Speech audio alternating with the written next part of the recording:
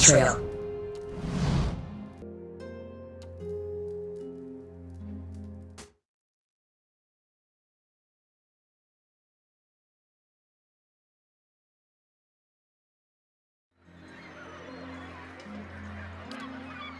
I've never been good with snares. Give me a bow any day. The thing about snares is you can walk away and let them work. Nice. Easy. That's the problem. I can never leave them alone.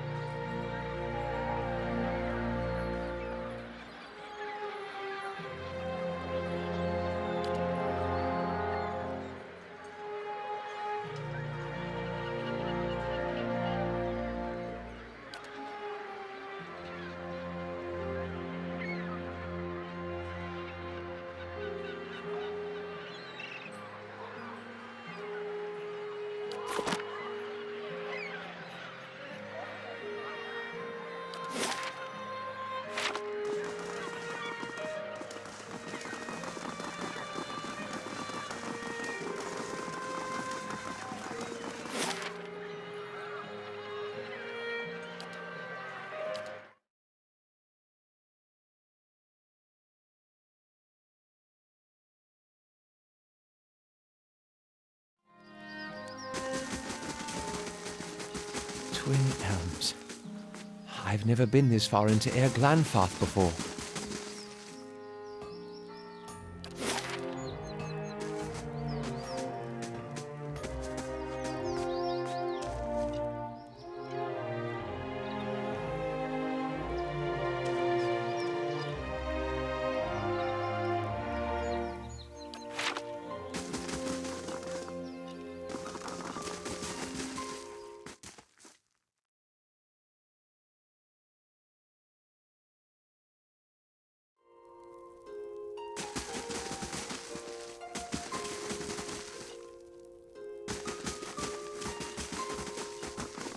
Wait. I don't know if I should go through with this. Make the trade deal with the Anamainfath. If a Valian deal with the Glanfathans weakens the Deerwood, it could mean war for the Republics in the future. I could put the idea in the Anamainfath's head that the Republics are not interested in exclusive trade, but limited trade of goods that they do not already trade with the Deerwoodans.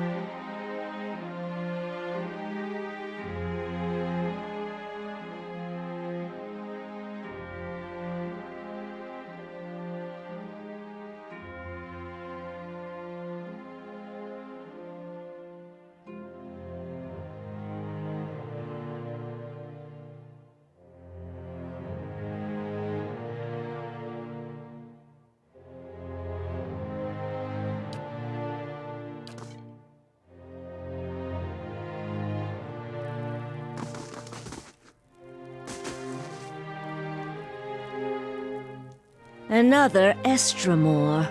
What do you want?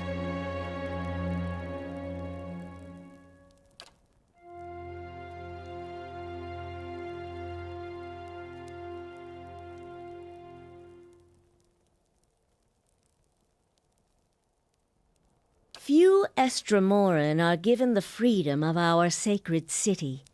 That you ask for this person is suspicious. There are reasons we don't let you Estramoran roam our sacred city. Reasons I am coming to understand.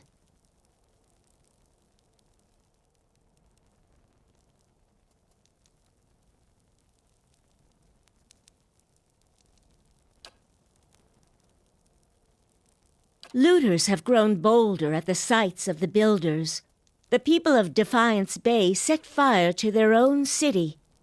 And every week, the 3 Tusk Stelgar bring news of more desperate settlers pushing at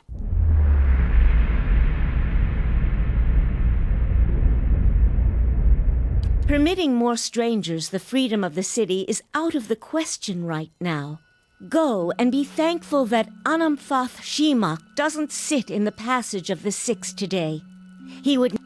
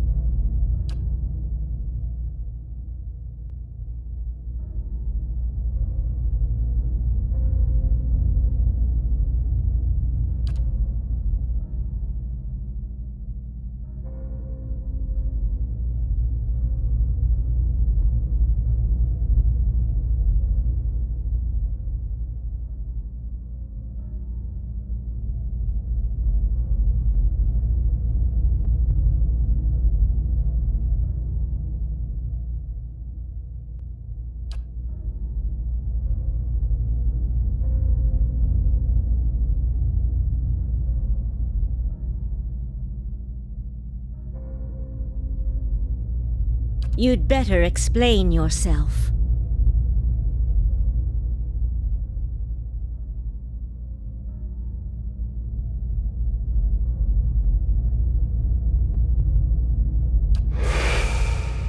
There's no way you could have known this saying. Not unless you are a Galuth on Anams, a watcher of souls.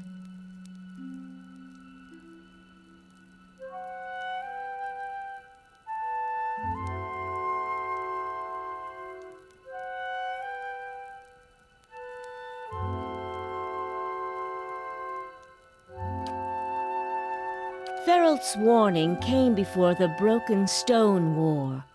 Feralt, my ancestor on my mother's side, was Anamfoth of our tribe then.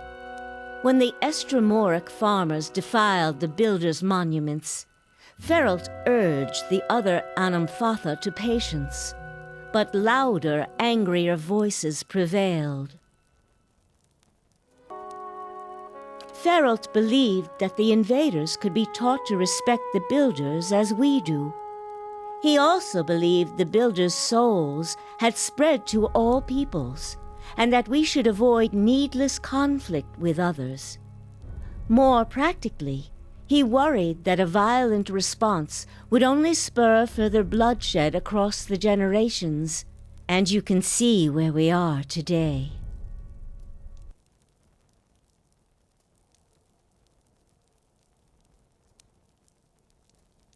While Feralt's words were shrewd, they were ignored back then. Simply remembering his warning now will not undo the wars and the changes that the...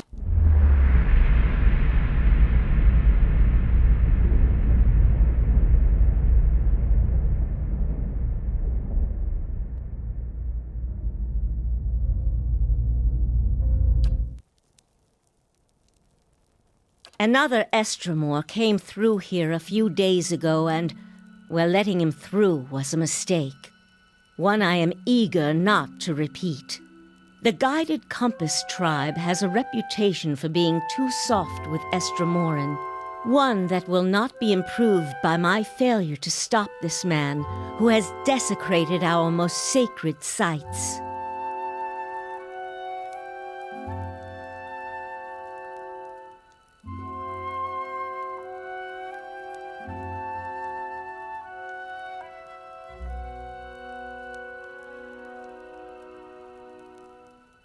I won't repeat a mistake in my haste to correct it.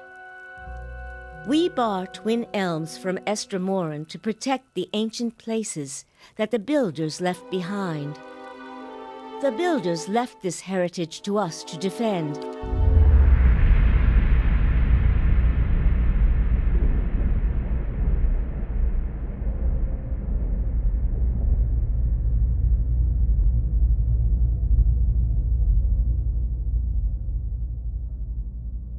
These were the words given to the keepers of the stone.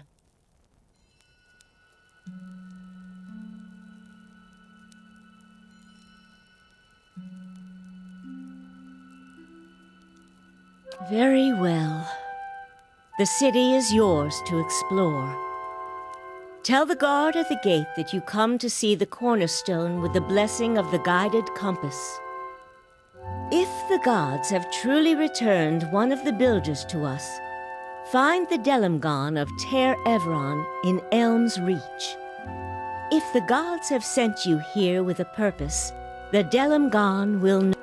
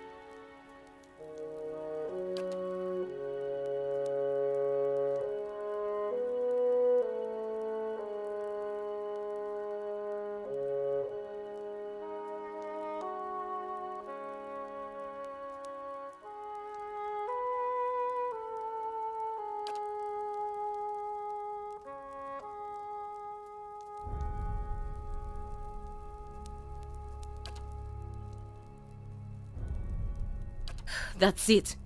My position in the Brotherhood gone. I can't believe I just made up new trade terms to the Glanfath and Anamenfath. Postinago.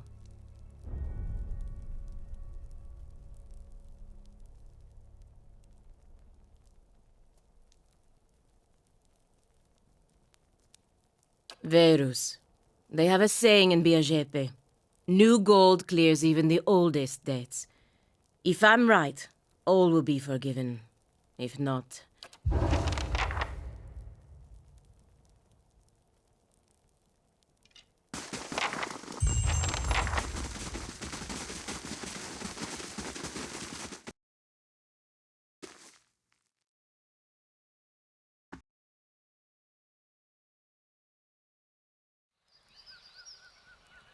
Segani, I had heard that women do the hunting in Nasitak, but wasn't sure if I could believe it until I met you.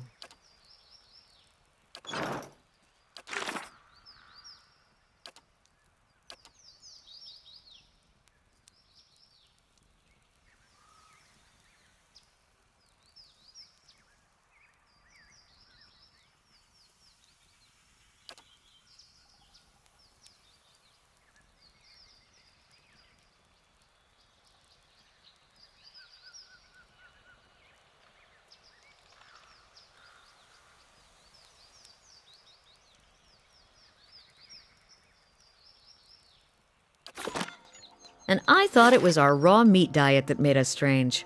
Well, that too, honestly.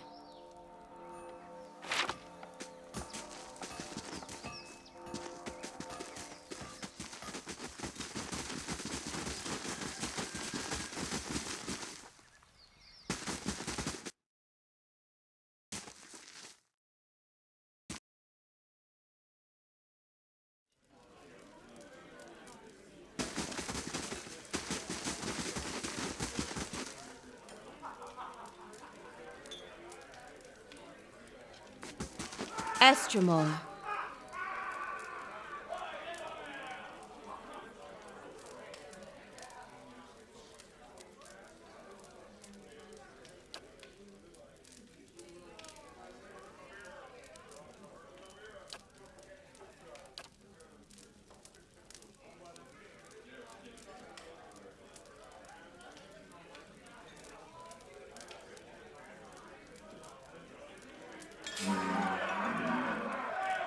Estremor.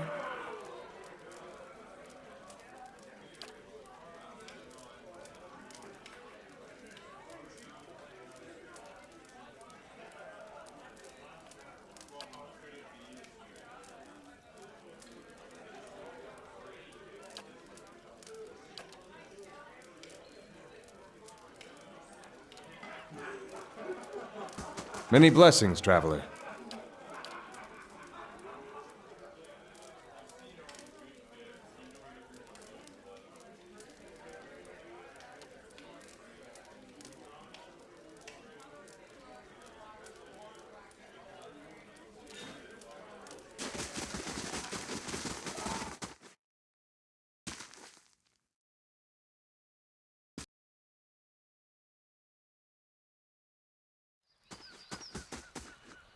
I've never been good with snares. Give me a bow any day.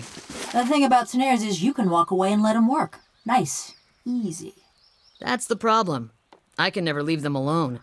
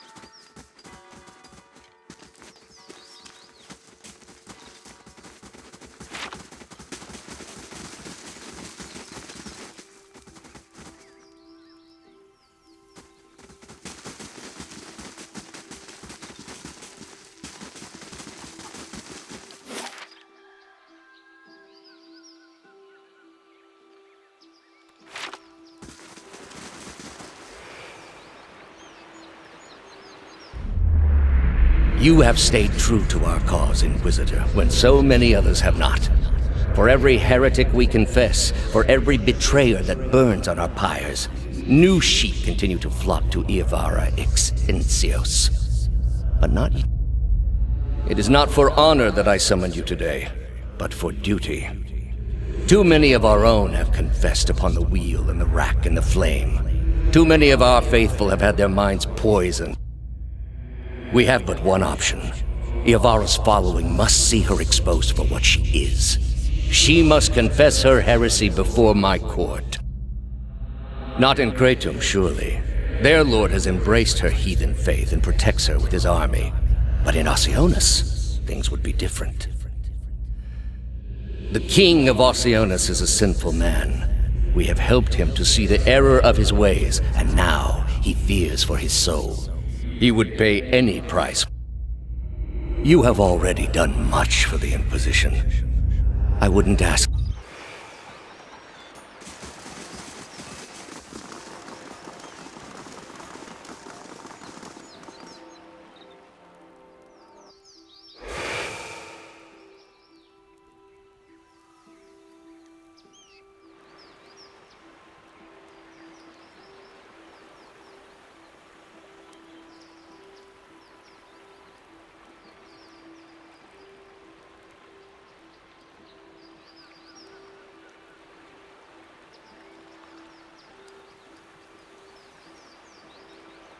Turn around, flesh creature. Outsiders are not permitted to approach the elms. Do you not feel it, sister? Something familiar. An ancient soul, like the other one. Another defiler, no doubt. Let us fell him and be troubled no more. It would pay the debt of his predecessor. So it would seem, Rhiannon. But we must not hasten to judgment. I see a different mood. What of it, young trespasser? Is it as my sister says? Or are you here to stain this place with foul deeds?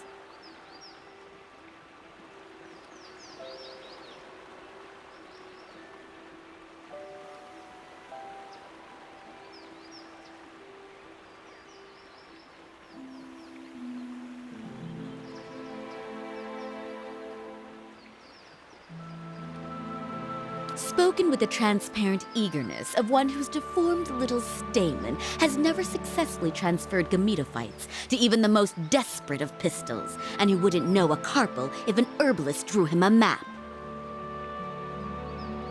You must excuse my sister's temper, old one. Trust me when I say that my sister and I have truly heard them all. Fortunately, you are easier to read than my sister. You are here for the man Theos Exarchanon. This is clear to me. The answer is yes, old one. We crossed paths with Theos not long ago, and we can tell you where he went. But I find it curious that anyone would seek him out. Suspicious, even. If we are to help you find him, we would know why.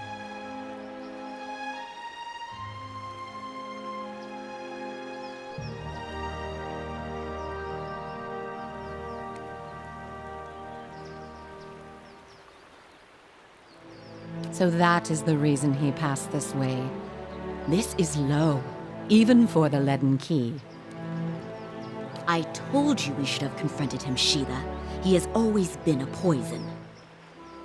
It would have been the last thing we ever did, sister. Who can be said to have ever gotten the better of Theos? Yes, but imagine how much fun it would have been. Can't you just picture him all strung up in vines like an angry little puppet? But that's not what this is really about, is it? You are bound to that man. I see it now. You are awakened. Your soul is awake, and something once buried deep now wells to the surface. Past overwhelms present, closes in around you. Your time has nearly reached its end. I am sorry to tell you this, but Theos cannot give you what you seek. Nor can any man. An awakening...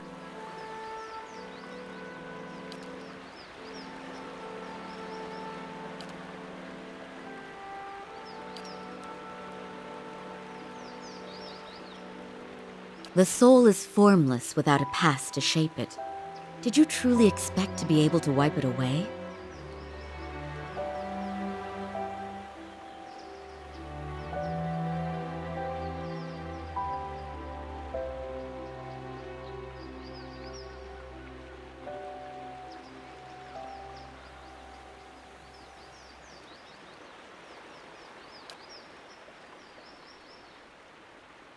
However, as much as my sister speaks truly that there is no way back from an awakening, there may yet be a way forward.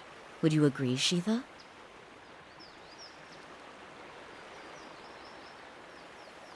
I would.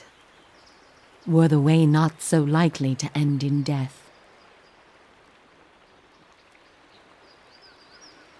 Or perhaps you underestimate your foe, Old One. Where your soul is renewed in its ignorance in each span of your life, his only grows in cunning and— The man Theos you must already know by now. You are linked by a common past. Something about it lingers within you, festering, unresolved. What it is I cannot see, but were you to learn the source of this discord, perhaps it could be put to rest. Though it is equally possible it will trouble you as much now as it did then, and merely speed your condition to its end. You might wait for it to come on its own, of course, but when it comes, it will replace your sanity's last breath. Or you could learn it from someone who already knows. It is said the gods made his memory perfect, that he may never forget his charge. If he ever knew, he still does. Not that he would tell you, of course. You have followed the right person for the wrong reason, it seems. We see it often beneath the elms, the soul dragging mind and body to unknown places for unfathomable reasons. You may have wandered into Theos's path many times, in many lifetimes, without an awakening to show you why. The only thing that's certain is you did not find what you sought. He has gone down beneath the tower to a place older than we, where the people of Engwith once walked. He makes his way to the buried city, Sun and Shadow. May he stay down there and rot with the remains of his people. He may yet. He won't be returning the way he came, that much is certain. He opened a secret path in the tower's base, and saw it destroyed behind him through some vile means. We know of one. On the burial isle, through the court of the penitents, Braeth Yaman. A shortcut, in fact.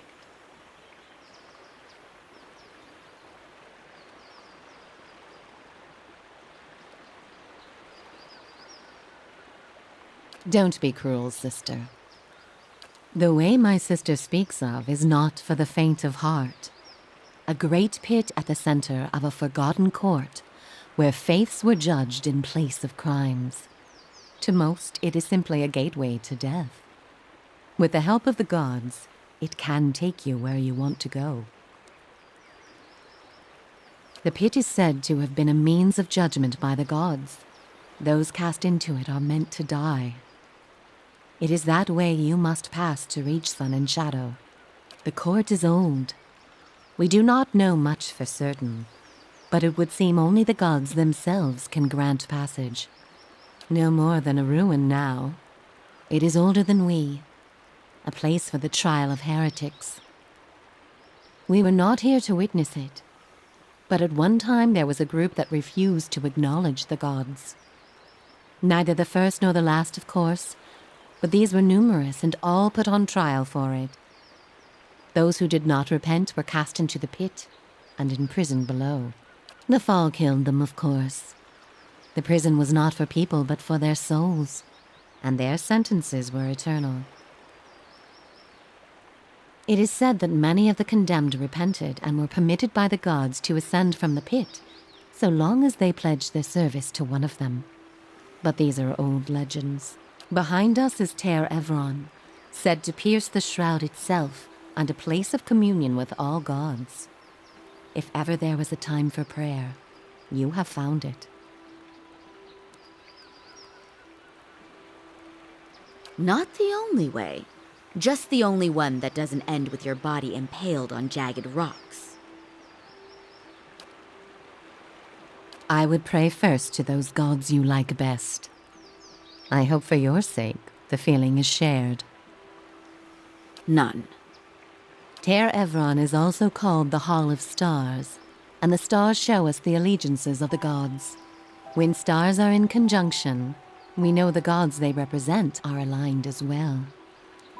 You should choose a place to pray where you'll be closest to those you want to hear you. If a god stands alone, you should pray to that god.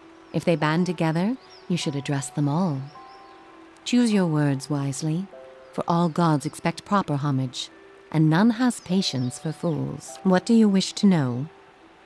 The same way that you are no doubt able to peer into the ether and experience the souls of others. It is something we are born with, some more, some less. A gift common to men. You share certain similarities with the man you pursue. For your sake, I pray they are few and of no consequence.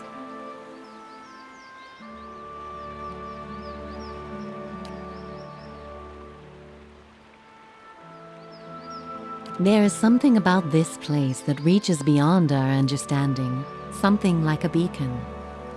The elms have a way of uniting souls that have been seeking one another, with or with. Sometimes it is for love, sometimes for vengeance, sometimes for peace. Often it is for no reason we will ever know. In your case, let us hope it is for peace. Or vengeance.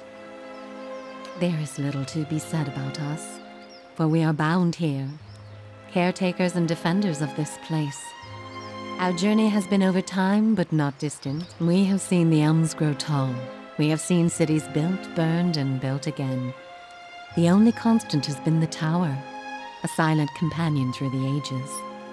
You can imagine why this recent destruction has stirred my sister so. If you do nothing else, make that man pay for what he did here. We will tell you what we can. Before you go, tell me this, old one. I'm curious. If you were to subdue your enemy, what would you do with him?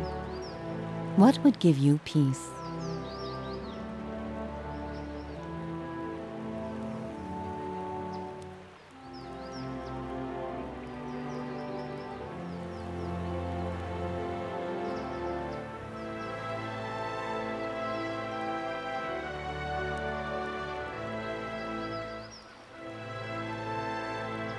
A great many questions still to be answered.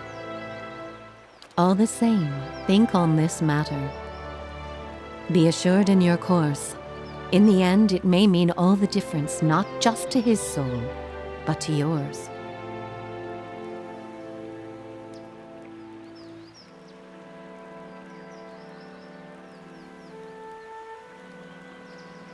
And be warned. Some questions have answers that can never be learned, and it is those that trouble the soul above all others. May you find an answer to yours.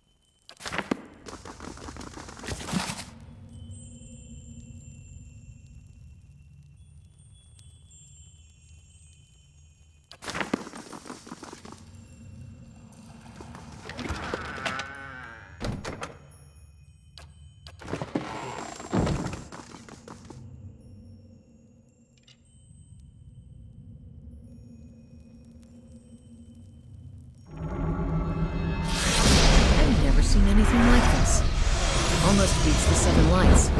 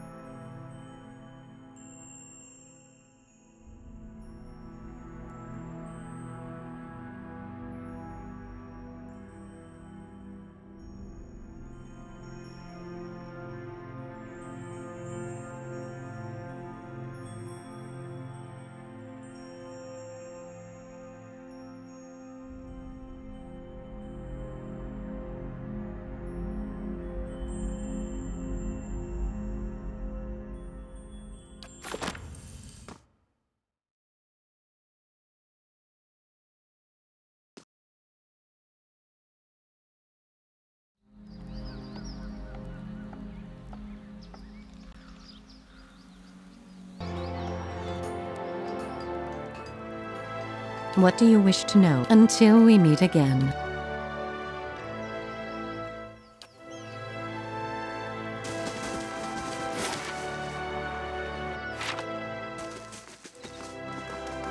Did you hear that? About our awakenings being permanent?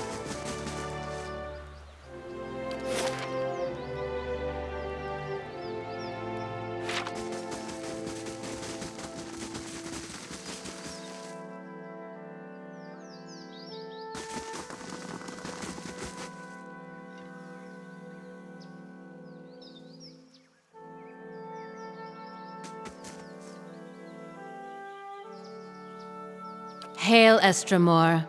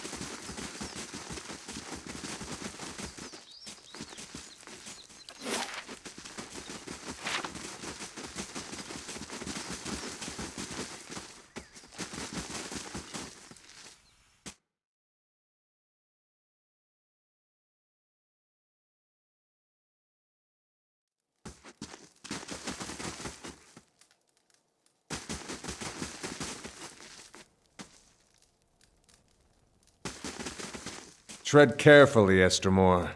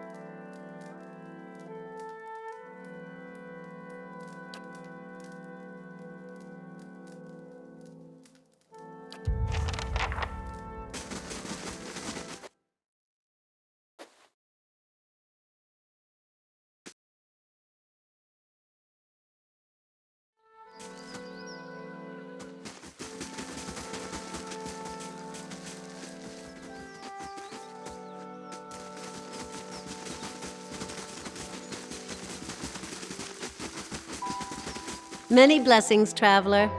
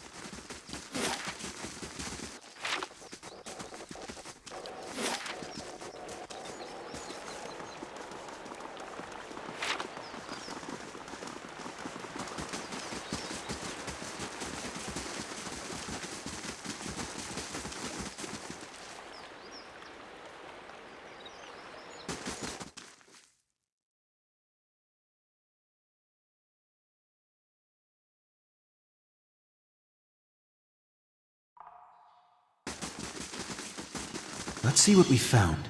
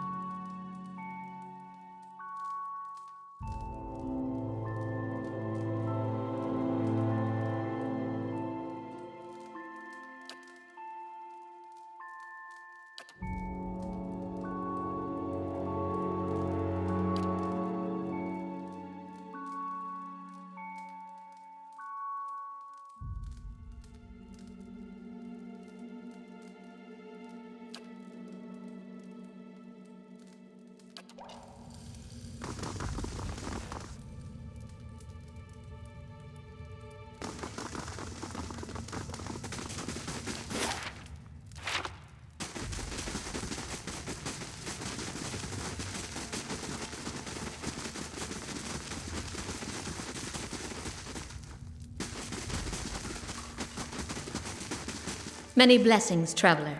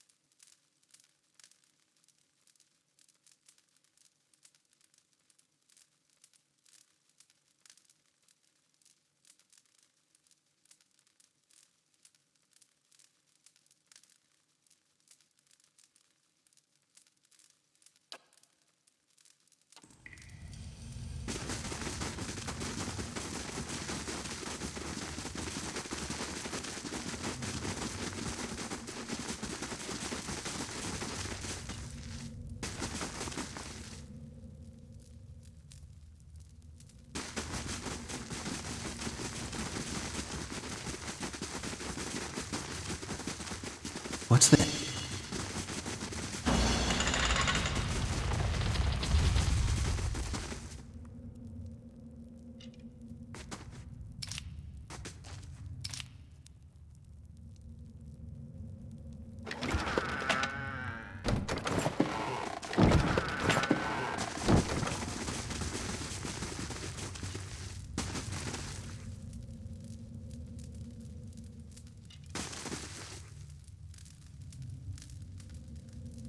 As your blood flows, so shall your essence. Your life's energy shall feed the soil, and your soul's energy shall enrich the community.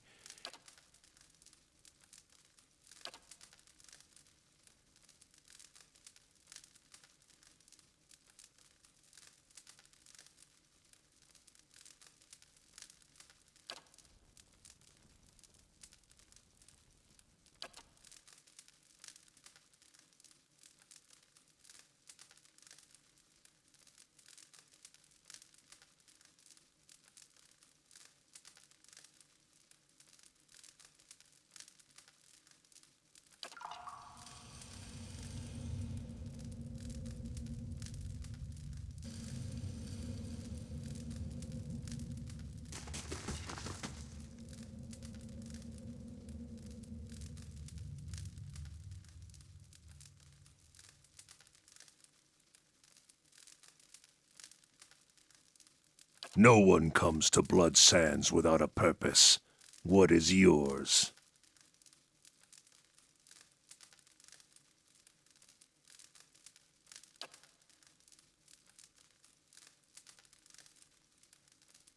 Since when do the gods send mortals to collect? You're much too talkative to be the usher. This is the trouble with deities. They meddle in a world that they don't even inhabit. I hope...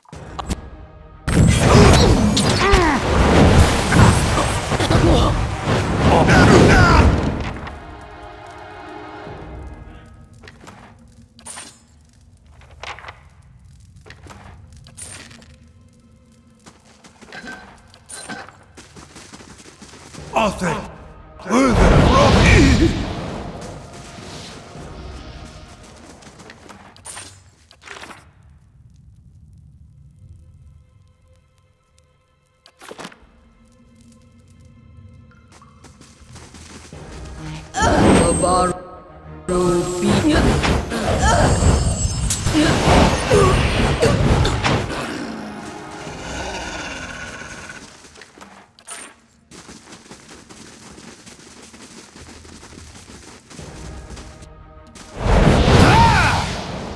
Lava. Onward! Siana.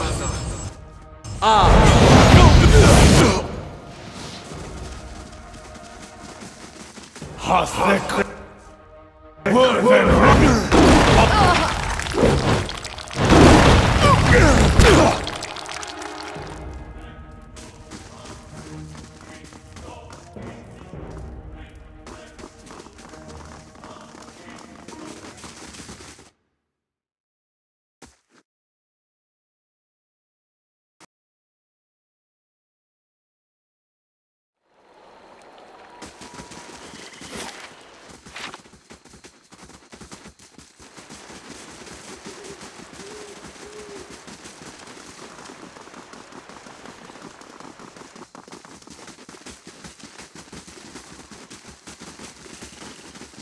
If those Delamgon are right, you and I are stuck with our awakenings.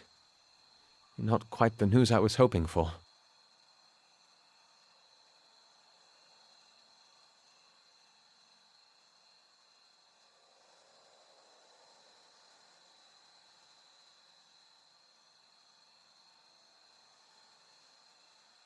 Surely, you painter!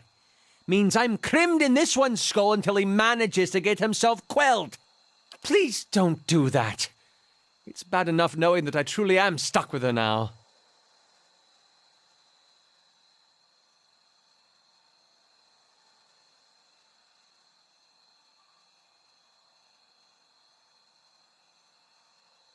You two deserve each other.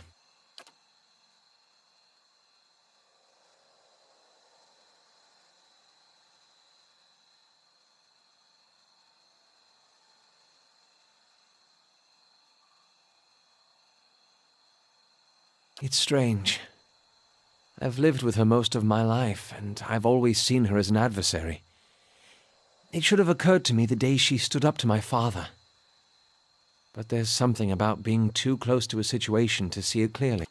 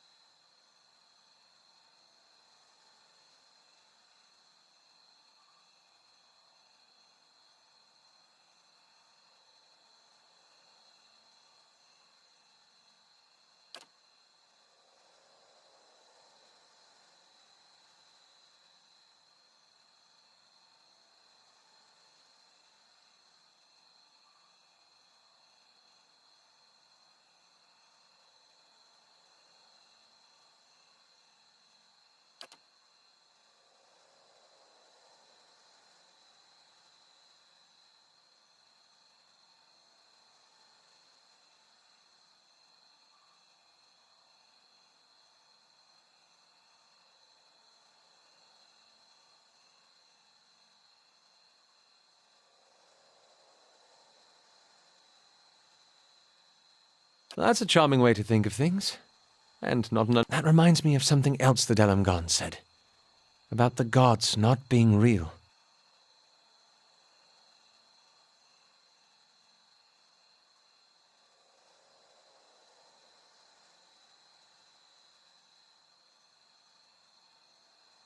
Yes, I suppose so. Still, I can't help but worry at the state we'd be in if that were somehow true. If there were no power guiding us in this life and shepherding us to the next.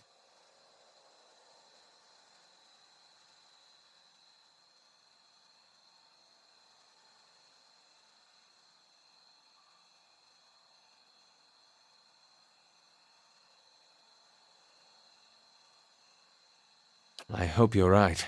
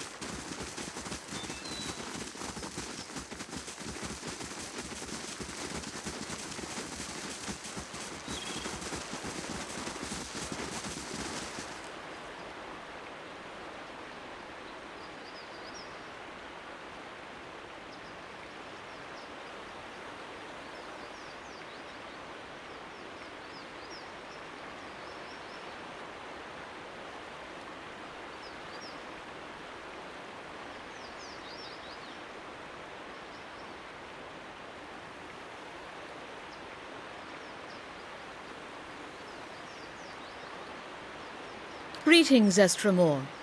You are among the ovates of the Golden Grove. High ovate, an ancient elm among poles and saplings. We have taken root in the same soil, and the others grow in mine.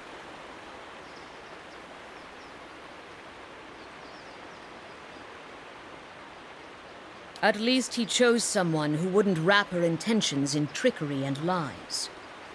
But what is a god that his voice should carry so far? And what are you that you should so eagerly obey?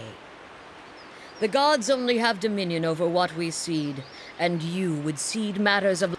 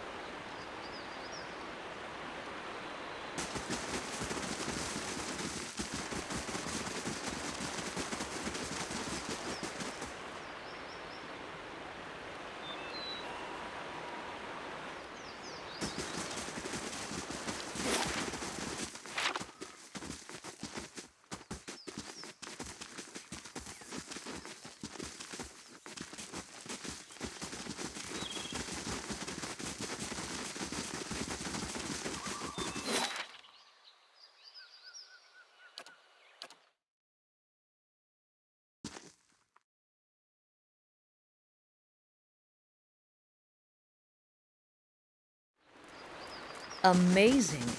You could fit a whole village in here.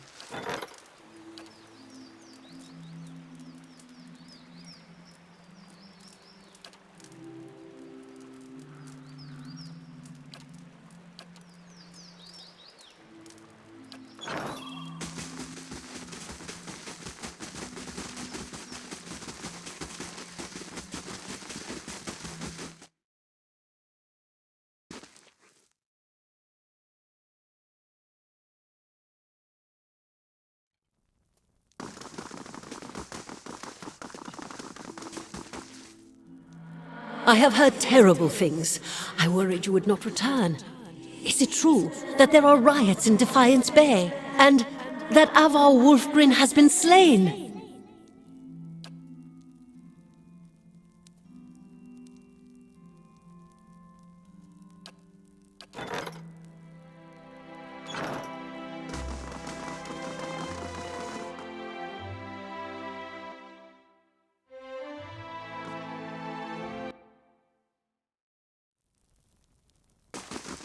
Hello.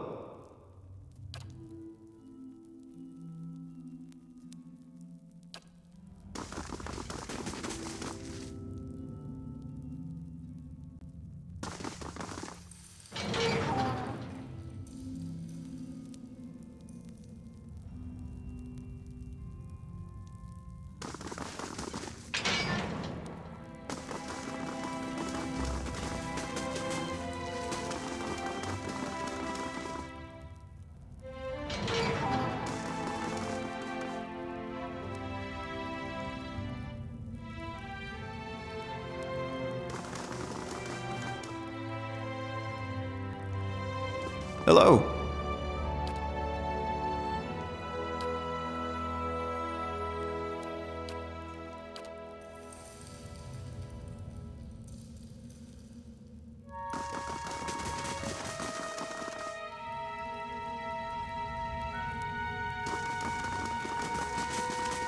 Hello.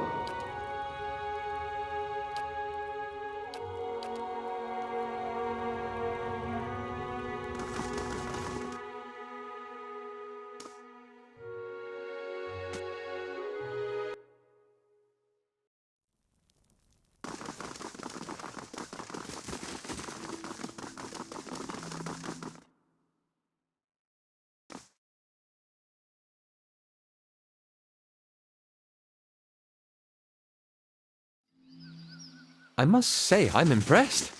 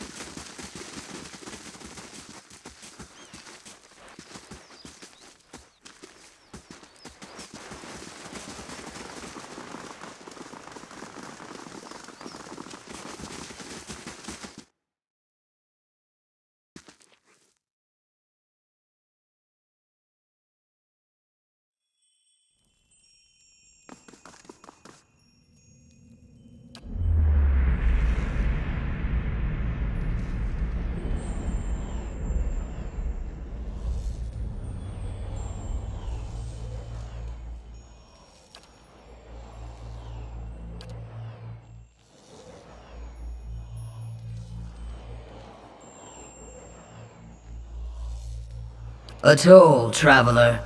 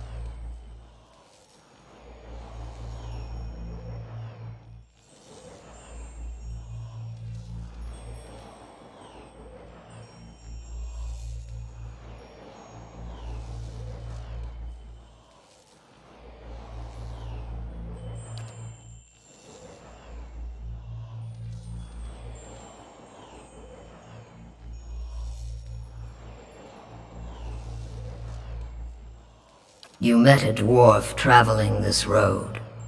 What did you do?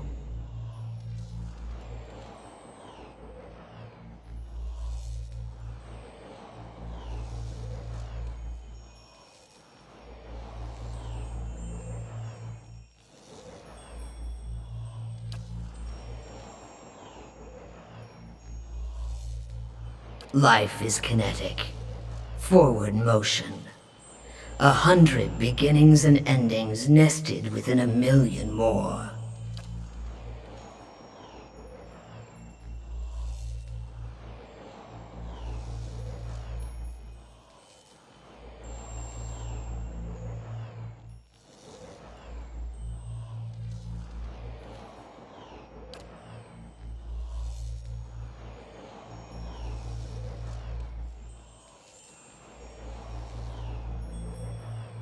You found a tree that had lived for centuries. Its roots were deep, and its boughs sheltered many. Why did you cut it down?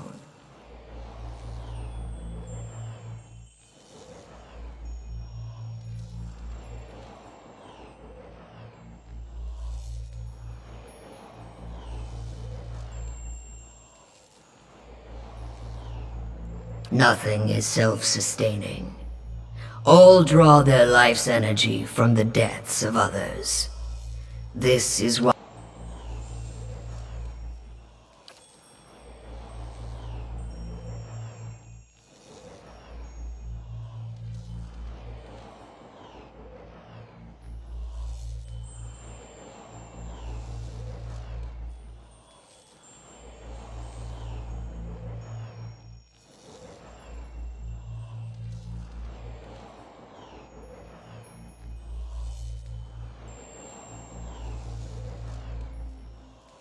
The only resolution is a clean slate.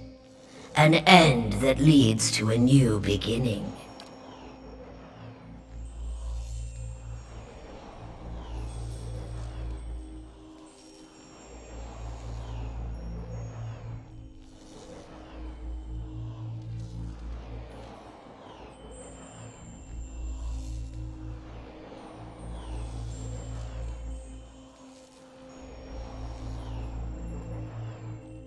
No mortal can survive the descent into the pit.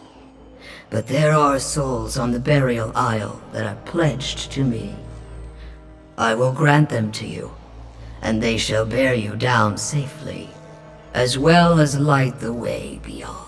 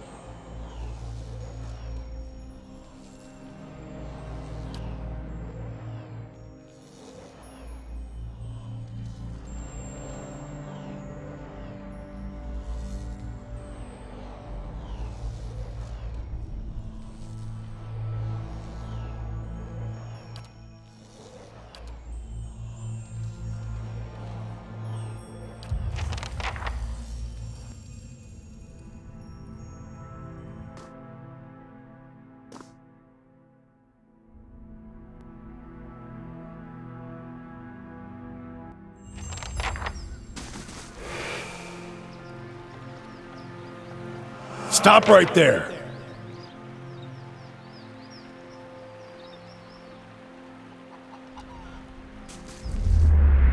You're in the wrong city, Inquisitor. Did you think you wouldn't be recognized here in your old home? I've seen your trials with my own eyes.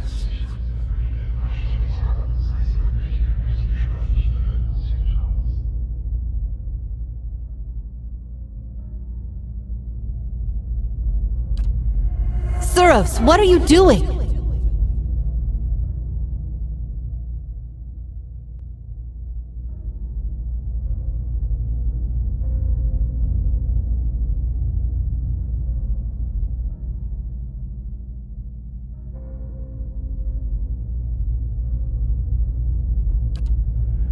An assassin sent by the Inquisition, my lady. Daring to approach our...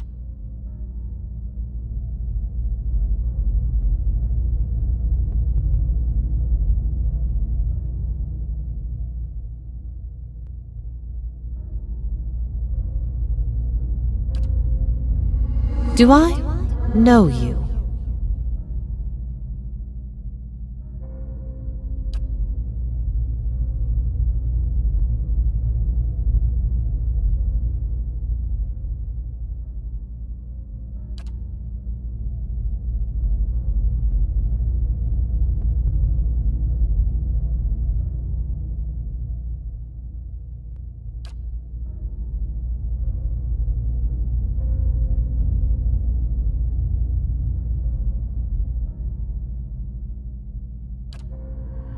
I would like for you to stay here, in our camp. My Lady Irvara, I beg of you. This is an Inquisitor. This is a desperate attempt on your life. The only way it can succeed is if you allow it to. This is a missionary, same as I was. Taught the wrong things as I was.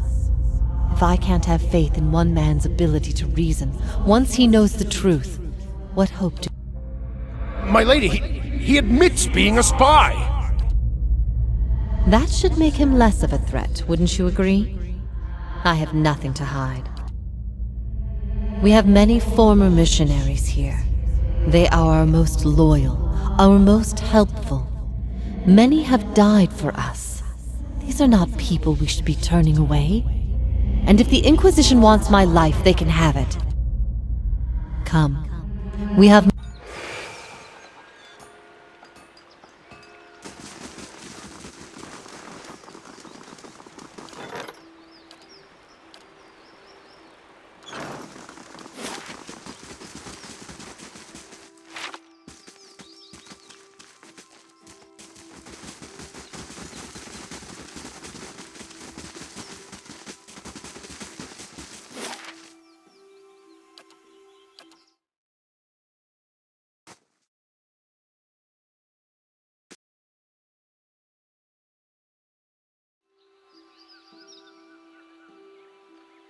I've traveled thousands of miles on Valian trading ships, but never seen the shores of Nasitak.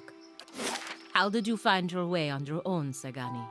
Well, it has taken 5 years, but Itamak never wants to ask for directions. Perhaps you should take over as navigator in the future. Like I always say, blame it on the fox.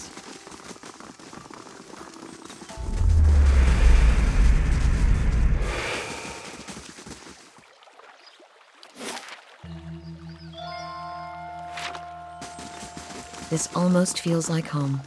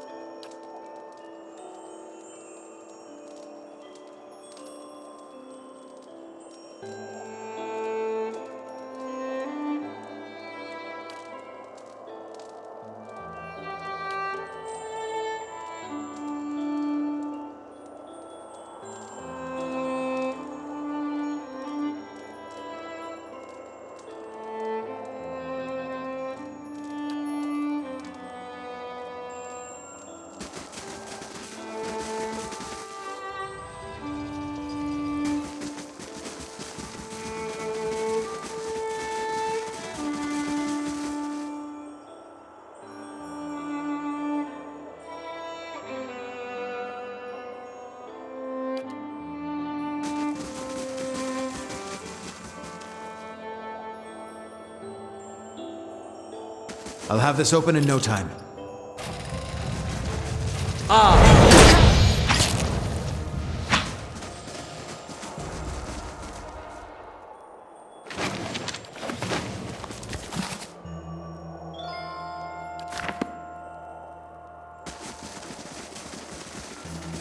Eyes open.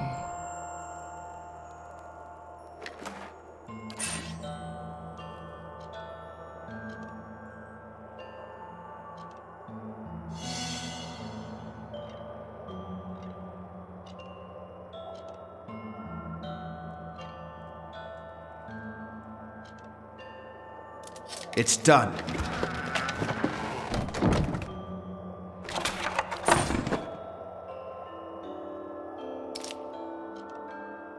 Let's see what we found.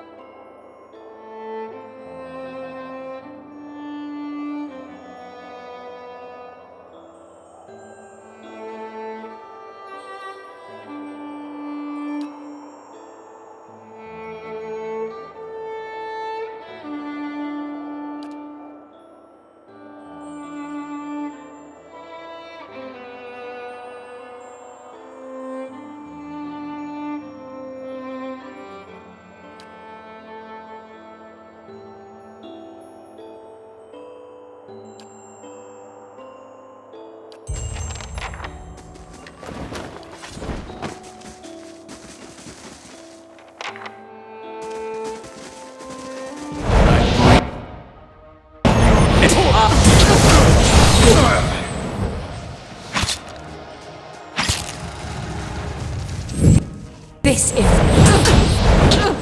I blink.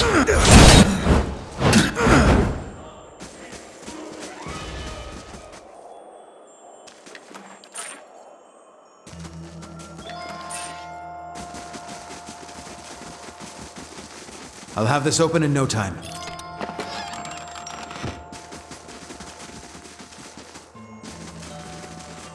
I'll have this open in no time.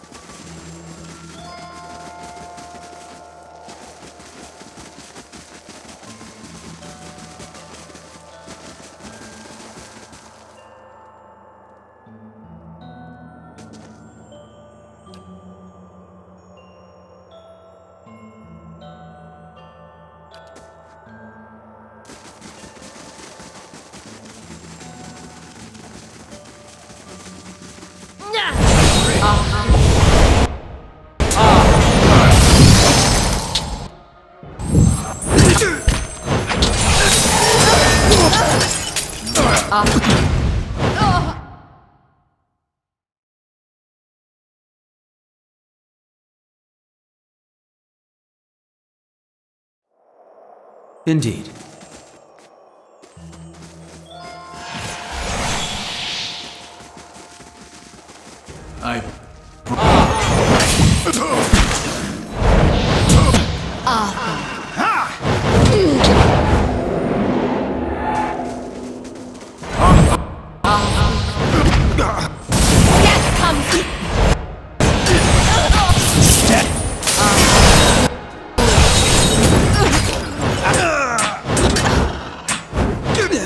Lava rule beyond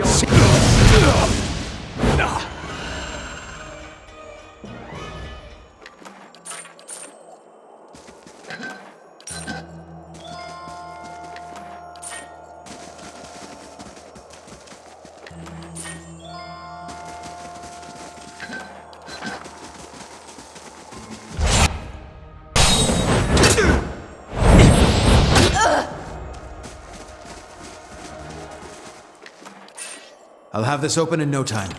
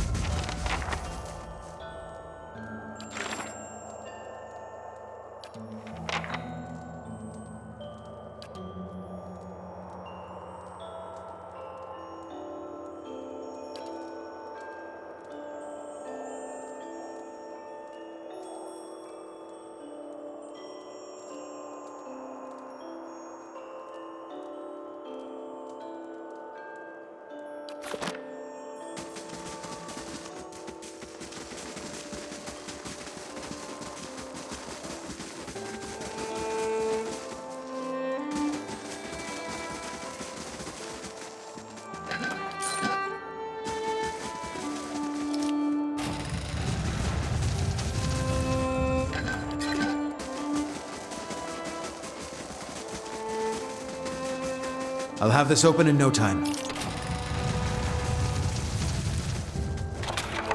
I'll have this open in no time. It's done.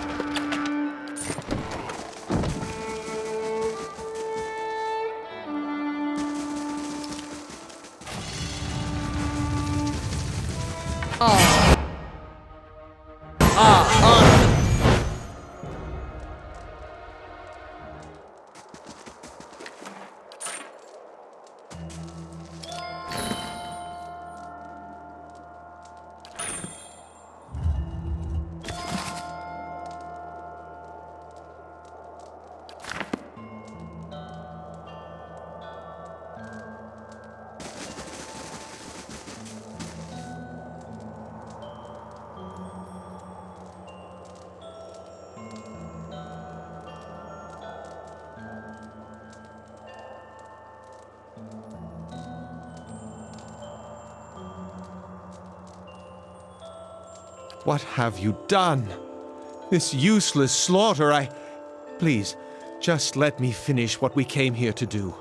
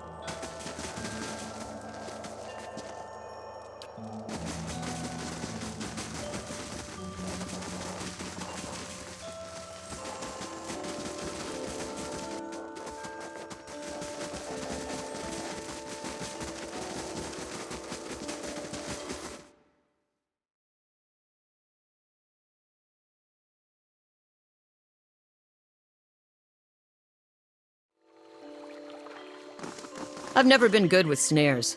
Give me a bow any day. The thing about snares is you can walk away and let them work. Nice. Easy.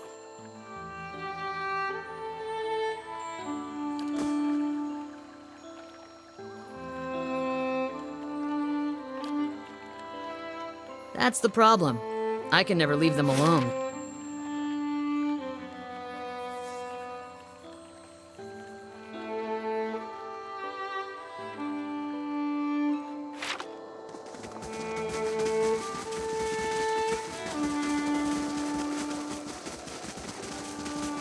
And I thought my mother-in-law's house was ominous.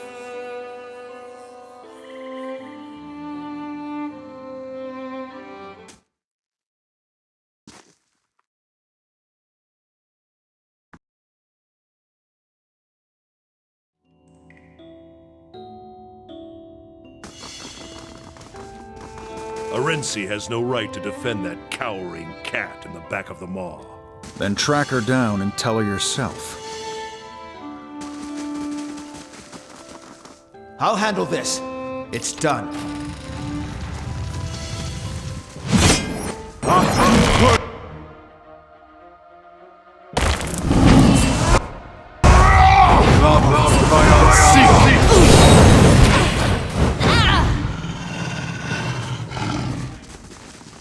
Kareth, this is no place for sightseeing, even for you.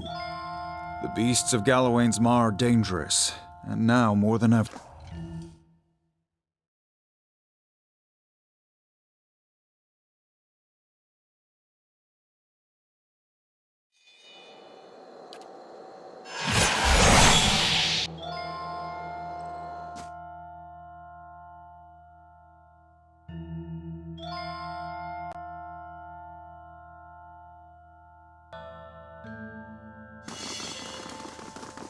Arensi has no right to defend that cowering cat in the back of the maw.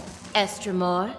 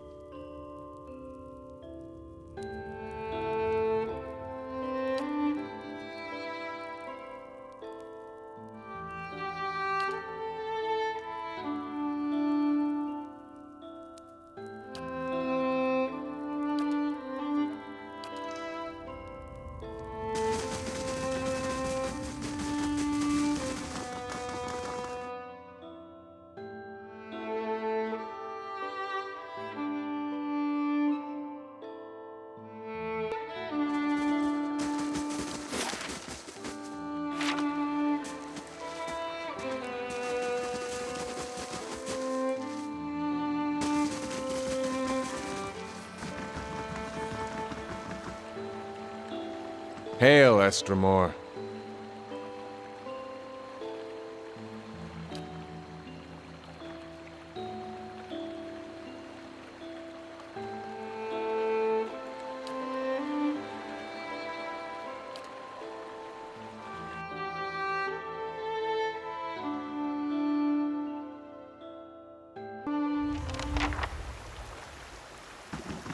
This does look like Theos' kind of place.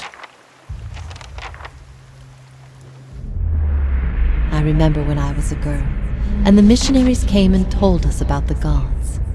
They said we could see them in the stars. I remember when I heard that, I snuck out at night and climbed the watchtower in the old... That fort burned down a few years ago, when we cast the missionaries out. It was the missionaries who set fire to it. They didn't want us to be able to use it. Shame.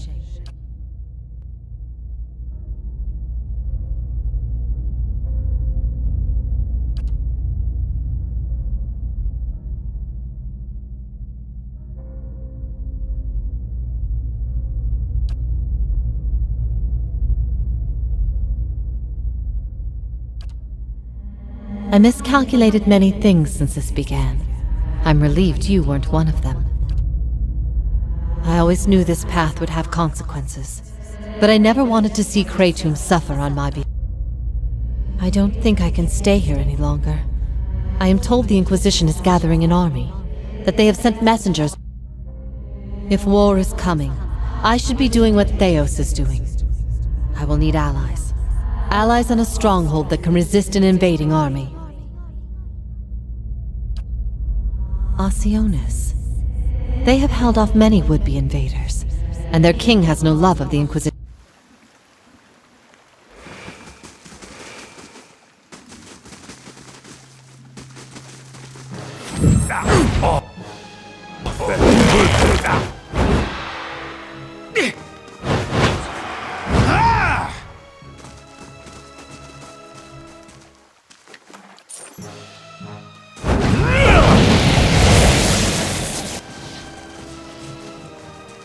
Let's see what we found.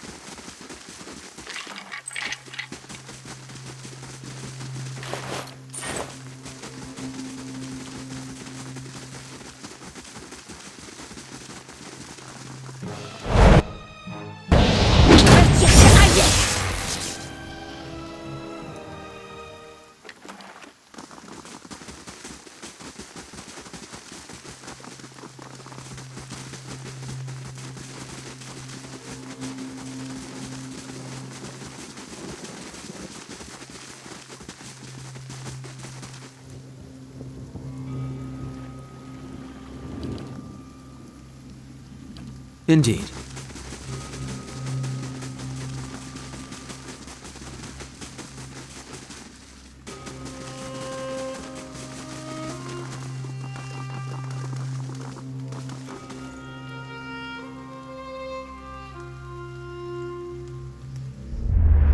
Another turn, Inquisitor.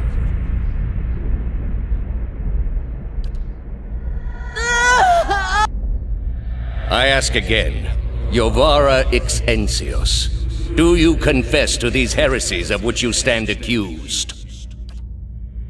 Do you confess to a... I confess to renouncing a mistake. Do you confess to conspiracy against the one... I confess to opening mine. Do you confess to false prophecy? I confess to following... Indeed. And where might we find this heretic? He wears the robes of a Grand Inquisitor. You have no followers here, heretic. Your lies hold no sway in the court of the penitents. Only my truth, then. Another turn. No! You are ready to give a confession? I am ready to hear one.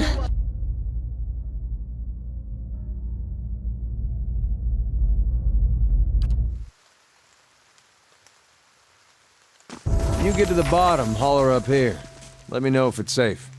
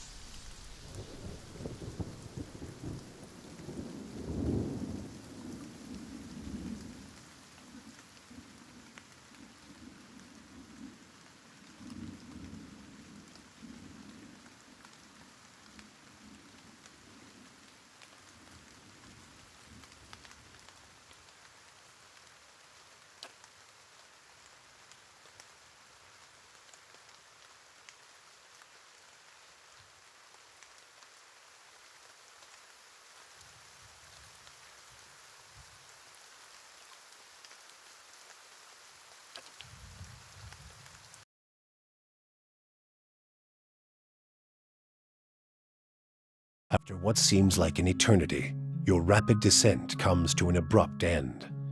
You remain still for a moment while your heart settles and your eyes adjust, breathing in stale, forgotten air. Before you, a narrow and eroded walkway becomes faintly visible in the dim light, cutting a winding path through a cavern so expansive it seems a world unto itself. In the distance, you can make out the cold gleam of living Adra veins that spike and fork in and out of view from the murky depths beneath. Their glow a faint and fleeting guide along the ancient trail. You look above at the opening you jumped through, now barely a speck of light like some distant star alone in the cosmos and forever out of reach. Your only way... Well, that went better than I expected. Think I dislocated my... That's better.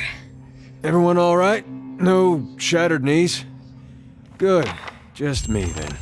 Looks like all my parts are still moving.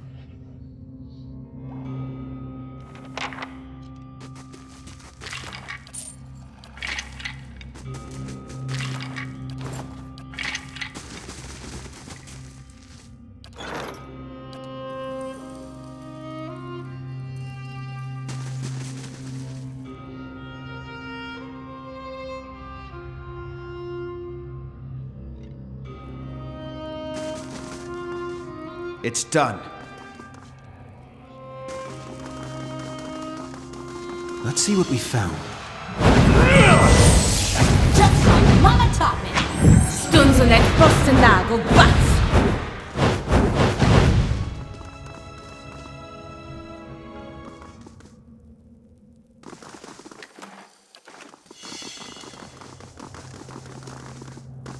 Let's see what we found. This thing is doing the job.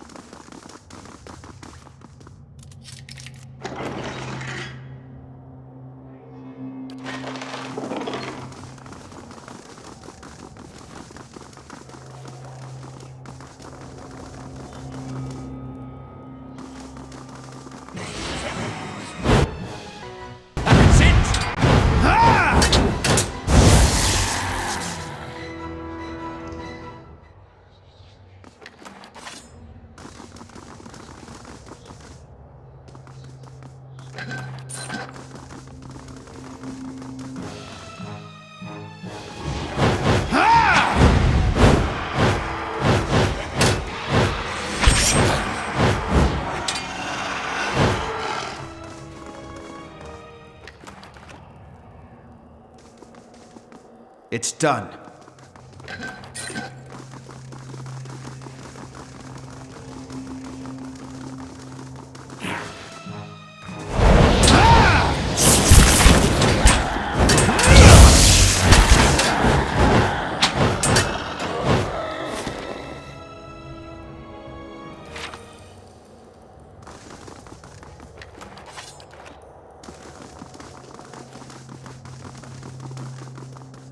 It's done.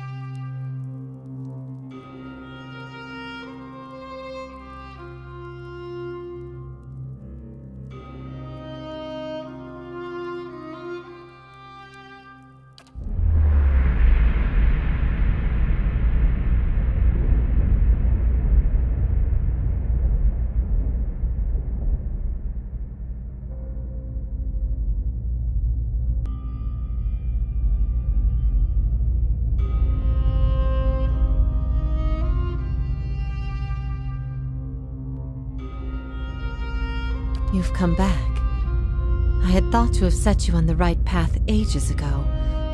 Or did I merely fail a second time? You are so different now from who you were then, yet much remains the same. Old troubles with a new face. What is it that has brought you here?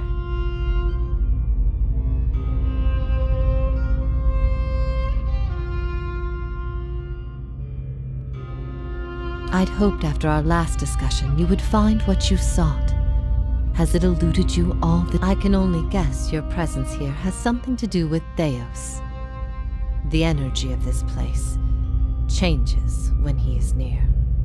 I don't know what he has done, but I do know of the souls that pass through here now. They do choice.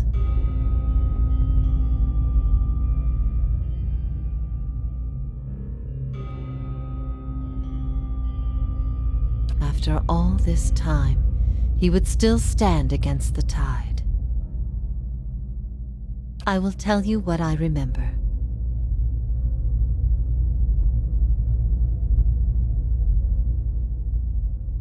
I can see his influence, still hanging like a weight about your neck. So it always was. He had inspired something in you. It was just after the trial. You were agitated. I think because you started to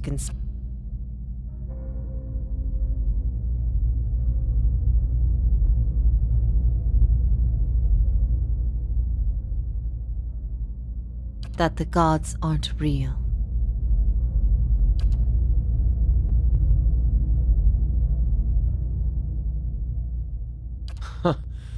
I'd dreaded the idea from the moment the Delimgon suggested it. And yet, it almost feels like a relief. She's not serious. That doesn't seem possible. What I taught was that the gods whose faith we had been spreading were not gods at all, but something else entirely. Something created by people. They were conceived by Engwyth, a society of high minds and broad concerns.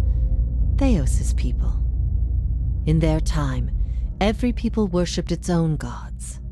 Sometimes they warred over it. After a few wars of their own, the Engwythans sought an end to it. They devoted all their energy, generation after generation. They prodded and worked the stitching of the world and unlocked its secrets. One day, they found an answer. Except the answer was no answer at all. It shook them, this finding. If they could discover this on their own, how long until others would? How long before war and chaos reigned over a world without consequence? But they had mastered many things in their pursuit of these answers. And with their mastery, they crafted their own gods. I never thought of it as faith, but I think you are right to call it that. Let the world see. Let them. I became a missionary because the gods brought me hope that I wanted to bring to others. For a time, the truth sent me to a dark place. Then the day came when I realized nothing had changed, that I still had a purpose, and the purpose was the same and it was worth living for. I began questioning the other. The Engwythan missionaries all knew it, but they never told the rest of us. They meant it to be a secret that died with them, and in the end, they allowed their bloodlines to fade from memory. I had been assigned to join a few of them at a temple. I found the door to their chambers closed, but the room was stone and the door thin. Their voices carried. I heard enough. I investigated the things.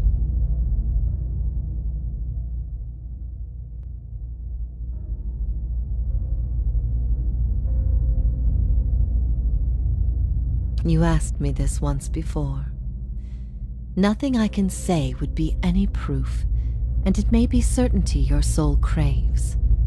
Resolution. Everyone faces this truth at one time or another. Few confront it. Few have the stomach to ask what if, and in avoiding the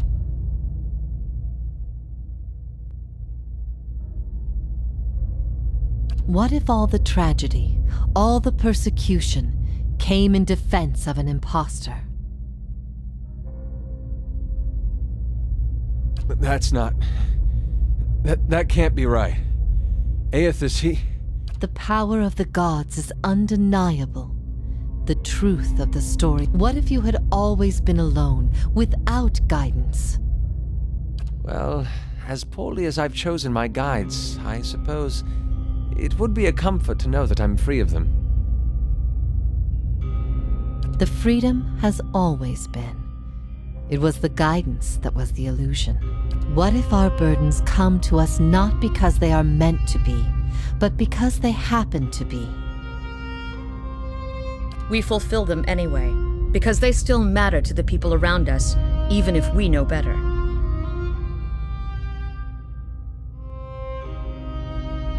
What if even mastery over all things cannot answer the most basic of questions? I stopped asking those questions long ago. It is enough to care for those we love with the time we have in this life. What if your body is destined to outlive your purpose? And keep me caged up? Like you? I ain't gonna let my soul go to rot in this thing. You may have little choice in the matter, but as to your purpose, that choice is yours.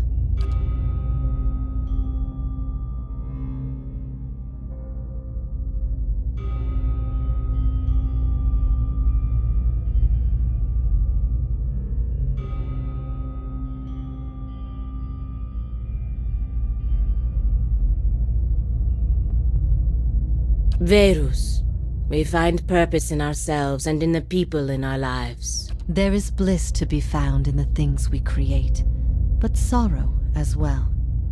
Every creation bears the imperfections of its creator, and its creator's creator. Art, I ask these things not to trouble you, but to show why they must be confronted. No answer is simple, but somewhere between them all lies a truth so beautiful, not even a god could conceive it. Do we not owe ourselves a chance to find our part in it? If that is truly what you believe, then you are a far different person. I've been alone here with my thoughts for so long now. I've found peace with my failures and with my punishment.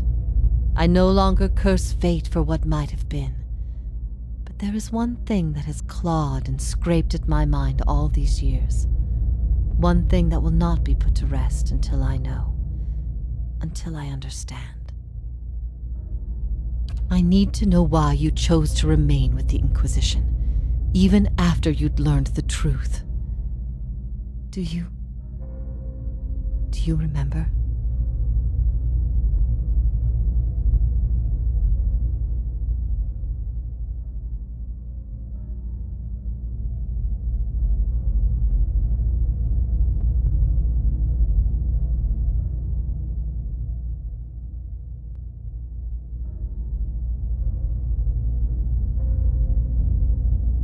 All these years thinking about it, I don't think I ever imagined you did it good. Good. The things I taught, the things I believed, I needed to hear that. I needed to know it wasn't because...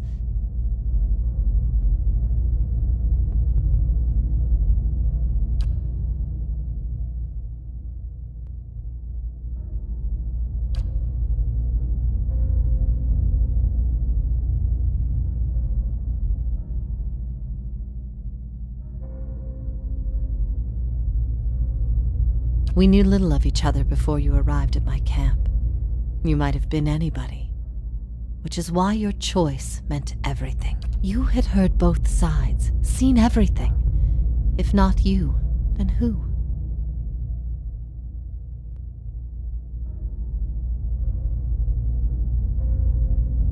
I'm aware of the folly of trying to learn so much from so little. I've had time to consider that in all its facets. Even knowing what you've told me, some part of me knows it doesn't truly answer what I wished to know, nor will an eternity of silent contemplation. And what of your understanding of our past? Are you at ease with the choice you made?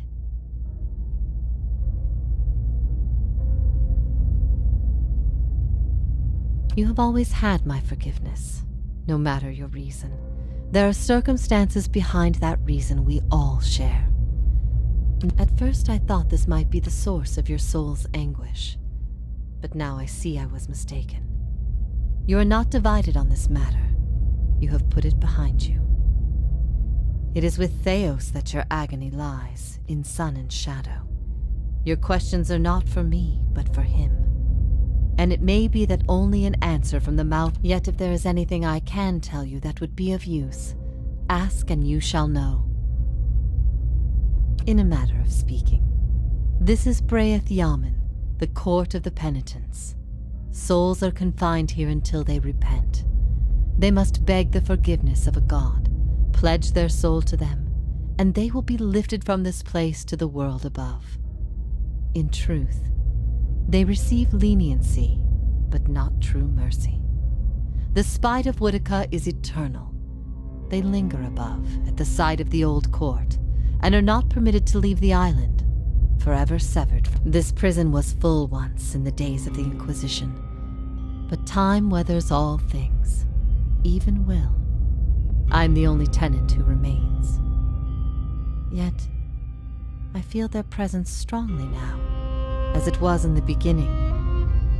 You have brought many of them here.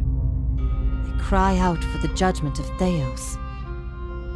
You have struck some bargain with the gods, then.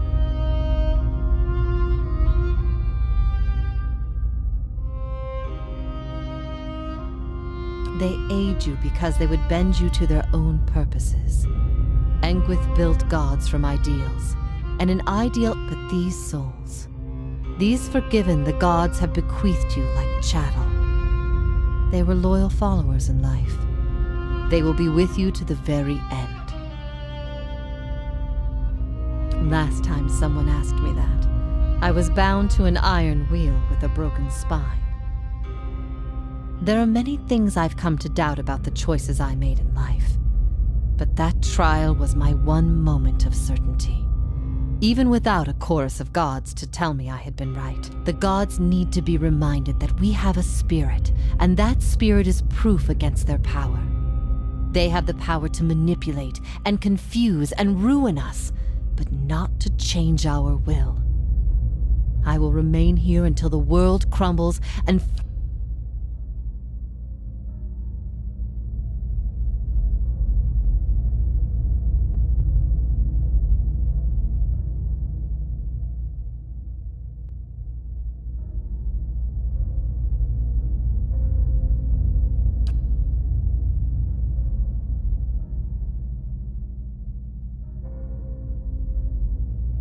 I could not say for sure. But you have been to Sun and Shadow before, and it came at a crossroads in your life, when much of what you knew had been upended. I have to believe it will come to you there. Your concerns then were of loyalty and trust and the gods. Everything I told you seemed to send you further into doubt. His words mattered to you when you knew him then. After you and I spoke, you went immediately to seek him out. Perhaps you simply sought confirmation from the man you trusted. If something from that time still troubles you, it may be something he told you then, or refused to tell you. He keeps secrets. He cares only for the secret he keeps locked away. He destroys anyone who might discover it, no matter their chances. That's why he's always favored Woodica. It isn't in her love of promises or justice.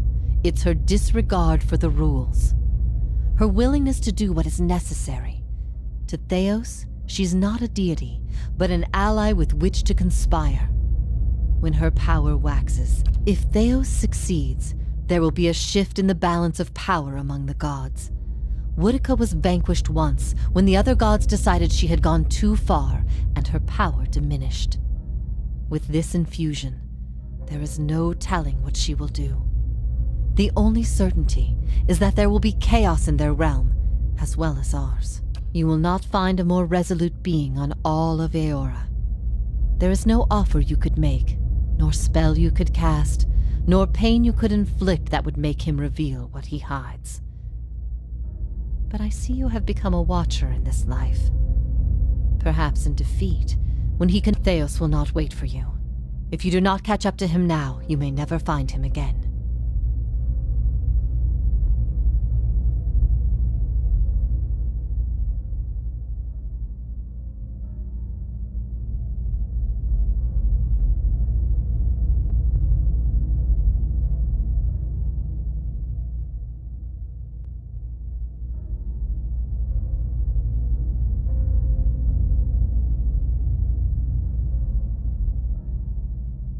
If I repent, all I have done has meant nothing.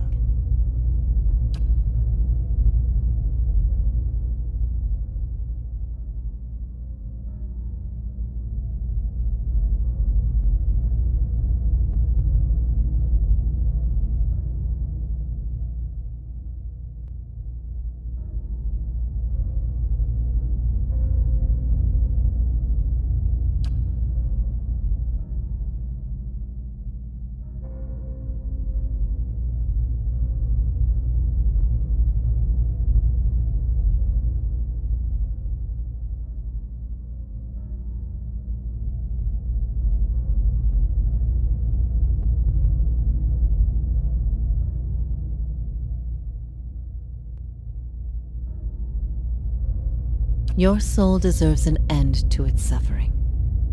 I'm sorry I wasn't able to grant it myself. May it come to you swiftly, if ever we should meet again, in this life or any other. I hope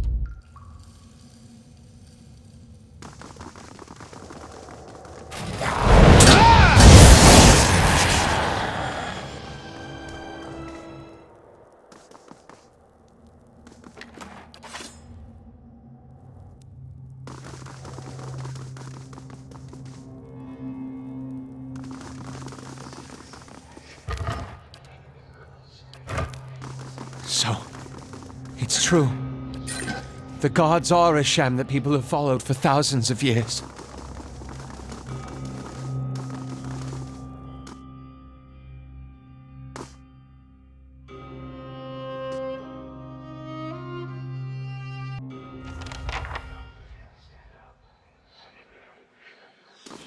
Correct me if I'm wrong, but didn't we note a rather sharp drop somewhere around here?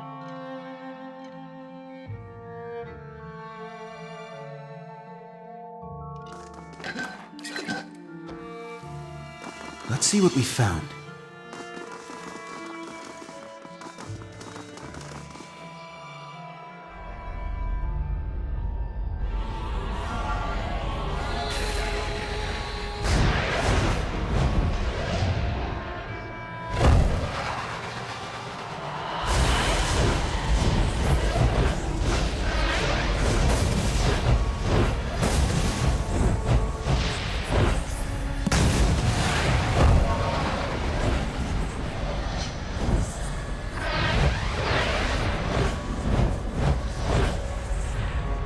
Full of surprises, aren't you?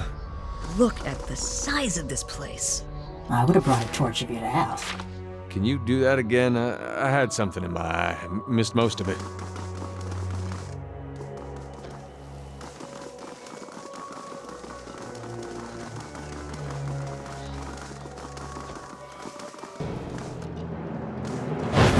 Gotta try something else.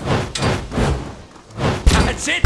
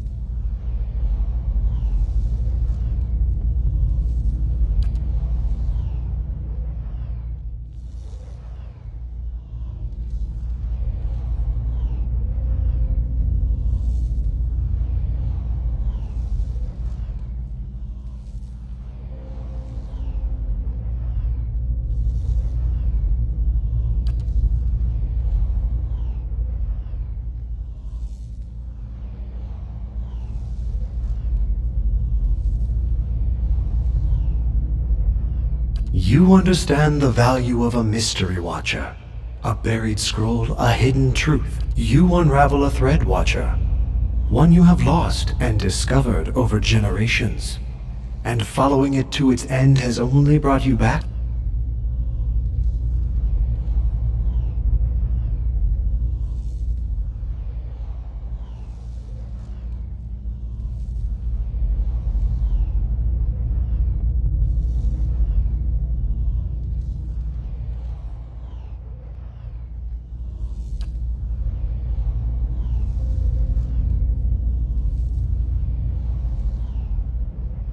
A nebula of souls, blind and brimming with potential. The answer to Woodika's question and the beginning of yours. What would you do with them? To live out countless lives, each old existence lost to the new. The point is never the end with that last shuddering breath, but all the years that lead up to it. Even the gods require fresh mysteries.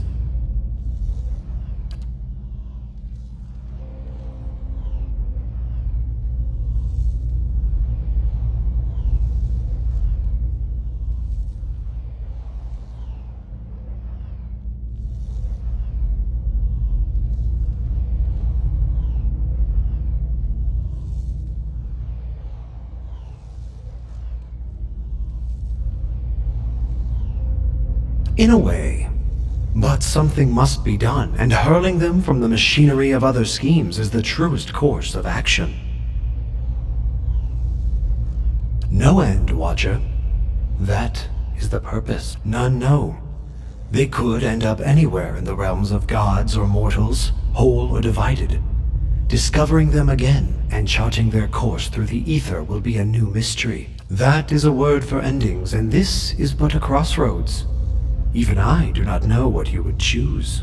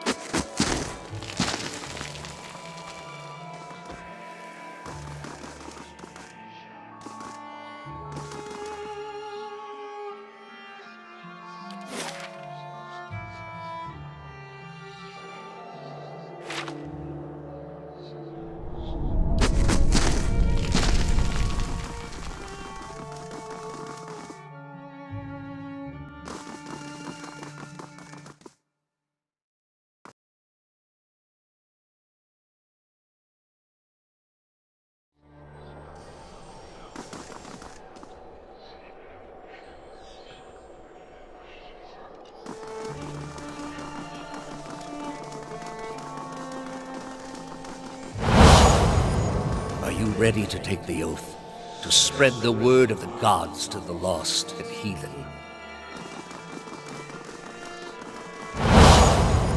I am trusting you to remain loyal to the gods in this. If you do not, you will have greater powers than... I wouldn't ask this were there any other choice.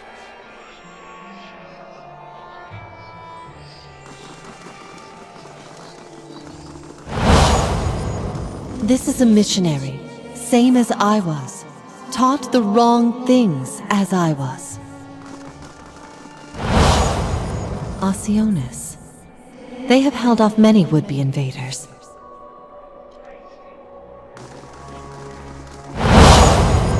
You are ready to give a confession?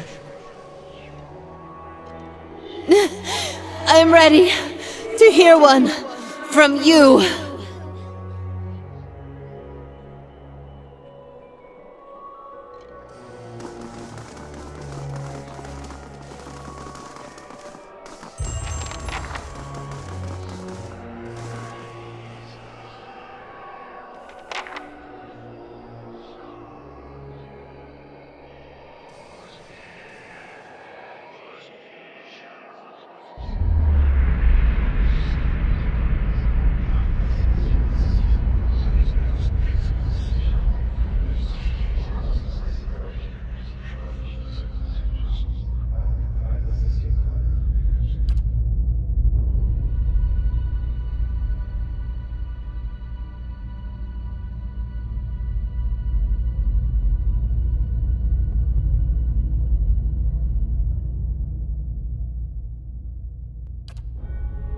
You are far from your post, Inquisitor. What brings you here?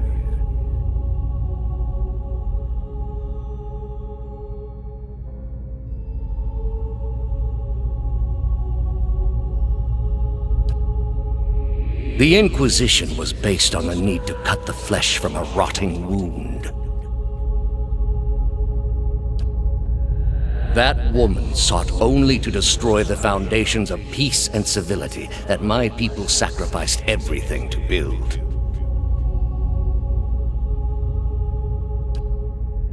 They are monuments to Woodica's greatest servants among my people. I hope to join them myself one day. But my work is not yet complete. It has many uses, but its purpose is to bring structure to the chaos that surrounds it. We are in a sanctum holy to Woodica. There are others like it in service to the other gods. I come here often to pray for her counsel, and in this space I may be assured that she hears me.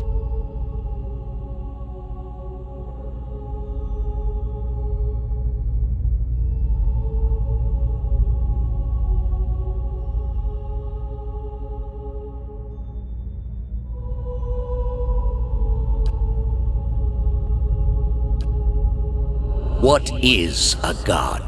A higher power? A rewarder of good deeds and punisher of the wicked? Something men can turn to in their darkest moments when their days seem only like bridges from one tragedy to the next? Our gods are all these things.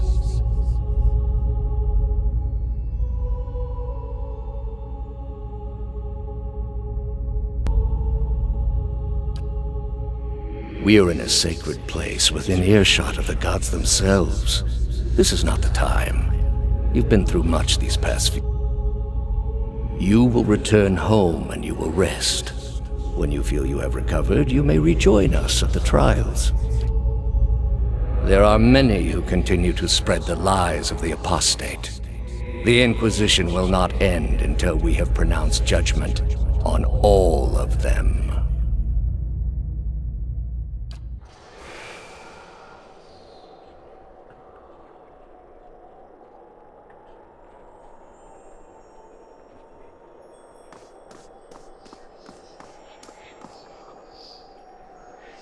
How did you find it?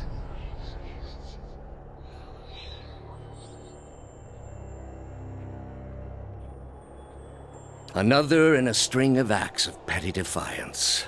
For all her knowledge, she always preferred spite over reason.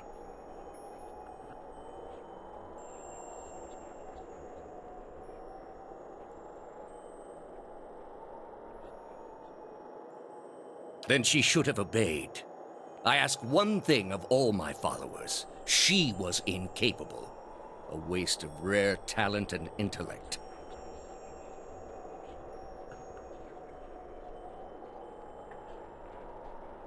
What of your cohorts, then? They have followed you to their deaths. Is it loyalty that brings them here? Or is it, as my agents suggest, that they have no direction of their own? You worshipped Aethys, did you not? Your spies are good. What gave me away? The cape? Yet when your god needed you the most, you chose your country. We were being invaded. Not by anyone who was acting like a god. Then I should think your hometown gave you a hero's welcome when you returned. They made cake. Hard to blame people for losing faith when it's the gods. The gods argue over how best to prevent Kith society from destroying itself. These disruptions would not be necessary were mortal instinct not so diseased. I understand your Duke's bells gave you a mission. Their orders do not absolve me of my greater responsibility to the safety and well-being of the Republics. Yet you disobeyed. Something you already have a reputation for. They will know, of course. If it had been for a worthy cause, they might have forgiven you. But I don't see them pursuing animancy after seeing what it's done here. They trusted you. And you disappointed, as you always have. And you... The parents scold, but the children are safe. Whether animancy research continues in the Republics or not, they will survive. In any case, I wouldn't be so smug about my fate, Theos. I imagine Woodica responds to disappointment much more severely than even my dukes. State your name and purpose, young acolyte. My name belongs to the gods, in my hand to their service. And I'm going to purge it of your— You serve none but yourself. Without contact with your order, you can have no higher purpose. Only the base concerns of the flesh. You have— No. I've risen above them.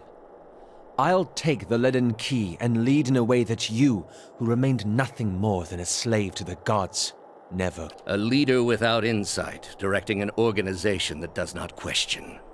Quite a vision, Initiate. You are far from home, dwarf.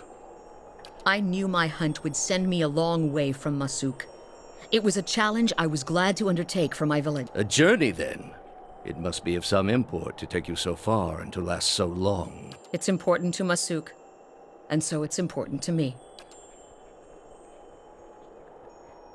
A murderer given life beyond her body, beyond her own selfish purpose. My dear, you embody the very reason— Last I checked, it was your gods who set us up to destroy each other. Your city was spared by a god. It was destroyed by Kith, who took matters into their own hands. Such are the excesses my order seeks to correct. By tearing the souls out of little babies? That's some strong medicine. Strong and lasting, the way it must be. We do not indulge the whims of bloodlust as you do. All we do— You are here because you are lost. The gods cannot reach everyone, I'm afraid. May you fare better in your— I gather you have had your soul awakened. Why else would you shadow my footsteps like some stray mongrel? You think I have something to offer you, but our business was concluded long ago.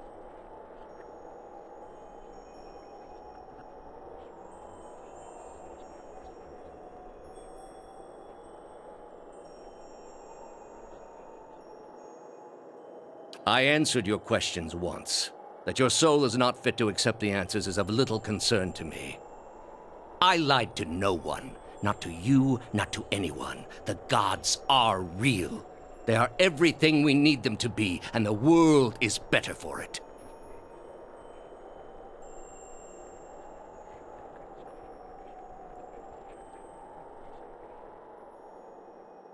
The heart of this country has skipped a beat. Nothing more. I have done far worse. I plunged the peaceful kingdom of Telosus into civil war. I slew the monarch of Desantio, whose people never knew hardship under his rule. And when plague arrived at the great city of Arborensis, I saw to it that the cure did not. They piled their dead outside the city in heaps that rose above their walls.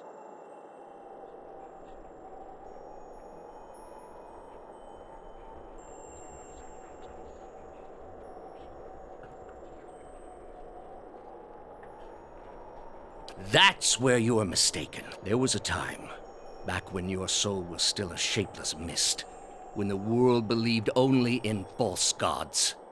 Thousands of them. Gods that told them to take slaves. Gods that told them to make war upon their neighbors and devour the slain. But all that changed when they learned of the true gods. Our gods. All those misshapen, bestial instincts melted beneath the radiance of our God's majesty. You could see it in their eyes, that dull emptiness, and replaced it with one far worse. Have you imagined this existence? The one the apostate would have created. We are not all so virtuous as she. Without our gods, the most wicked, the most tyrannical. But more than that, it would be a hollow existence. All mysteries forever unanswered. All purposes constructed from meaninglessness. No endings to bring closure. Only a wheel, turning without mercy, grinding our spirits to dust.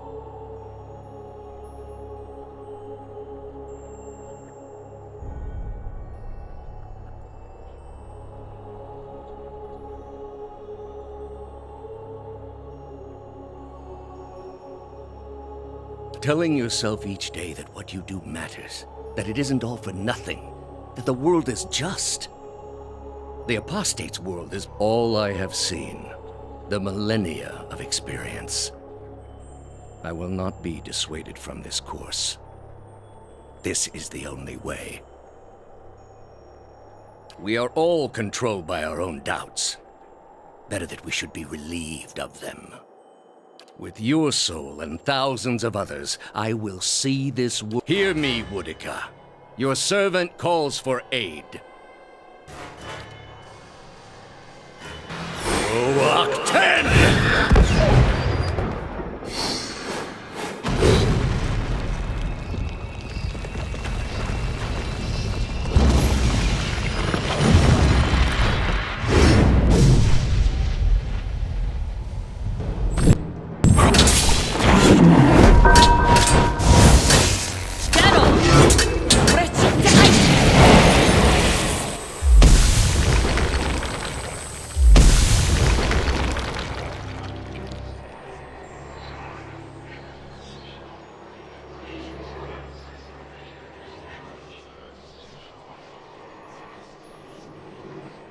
After journeying for lifetimes, I can't imagine his failure, knowing it was all for nothing. In his own way, Theos must have truly believed he was caring for the people of Eora, protecting them from themselves. A shame his soul won't have a chance. At some point, you have to look at the things your god is telling you to do, and ask yourself if it's worth it.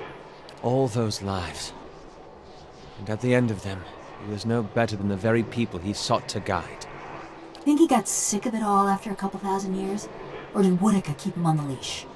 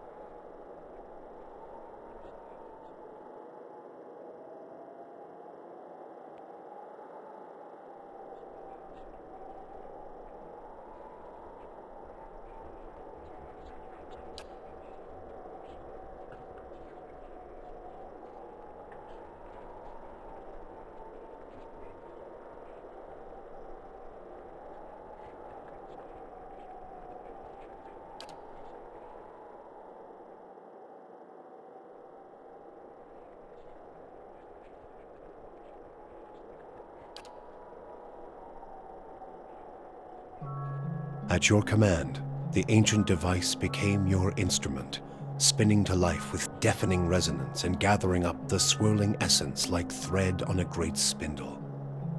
There, in the pale pulsing glow of the machine that set you on this path long ago, you summoned all your strength, focusing on your objective and blocking out all else. With a single concussive blast that rocked the chamber and sent you tumbling to the ground, you freed the souls from their stasis. Exhausted, your consciousness slipping away, your last sight was of the machine, dark and dormant. Then your eyes closed, and sleep welcomed you at long last. After coming to and searching for some time, you discovered the route Theos used to enter Sun and Shadow, and embarked on a long and arduous ascent back to the surface. You emerged in Ter Evron after days of tunneling through the rubble Theos had left behind, and when you stepped into the daylight, you were faced with a different Deerwood than the one you had left. At your direction, the lost souls of the Hollowborn were funneled back into the churn of Bareth's wheel to find their way into new vessels and partake in the life they had been denied during Widewind's legacy. Though parents of Hollowborn would remain just that, the end of Widewind's legacy would bring about a spate of new, healthy births, with many of the infants bearing souls once meant for Hollowborn children.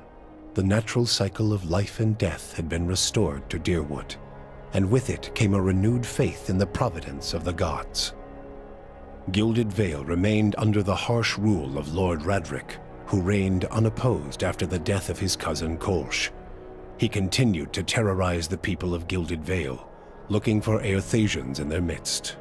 But to Radric, the sudden and unexpected end to Widewind's legacy came as a sign of the success and righteousness of his efforts, and in time his own people came to believe it too. He relaxed his use of authority, no longer seeing his own people as potential threats, and Gilded Vale began to regain some of its old luster. Following the assassinations of Duke Avar Wolfgren and Lady Webb, Defiance Bay was thrown into political upheaval. In the ensuing weeks, the streets had become the domain of looters and blackguards. Few dared to step outside their own doors alone or unarmed. But order would soon come from an unexpected source. House Dominel, realizing that stability was good for business, brought the city's criminal elements in line through a systematic campaign of fear and intimidation. Capitalizing on the mutual antipathy of the Dozens and the Knights of the Crucible, House Dominel continued to manipulate both groups from the shadows, ensuring their decline and eventually supplanting their authority in Defiance Bay. Defiance Bay was served well by the Dominel's rise. Their subtle political maneuvers and lack of legal oversight allowed them to broker a number of favorable trade deals, rekindling the city's economy. Although their cautious approach in the legacy's aftermath had perhaps denied them broad notoriety outside of Defiance Bay, House Dominel's wealth and influence both continued to grow unchecked. The destruction of the machine atop Ter Noaneth spelled the end of the reanimated corpses in Heritage Hill. Though at first few were willing to venture into the abandoned district, it was soon cleaned out and rebuilt. The district's horrors still fresh in people's minds, it would be some time before it was fully repopulated. But eventually the lure of cheap prime land would all but erase the memory. The Duke's assassination at the apparent hands of an animancer had caused catastrophic rioting in the streets of Defiance Bay. But those who had escaped the melee in the palace hearings remembered the testimonies of the strange guest who had shown up that day and absolved animancy, implicating the leaden key instead.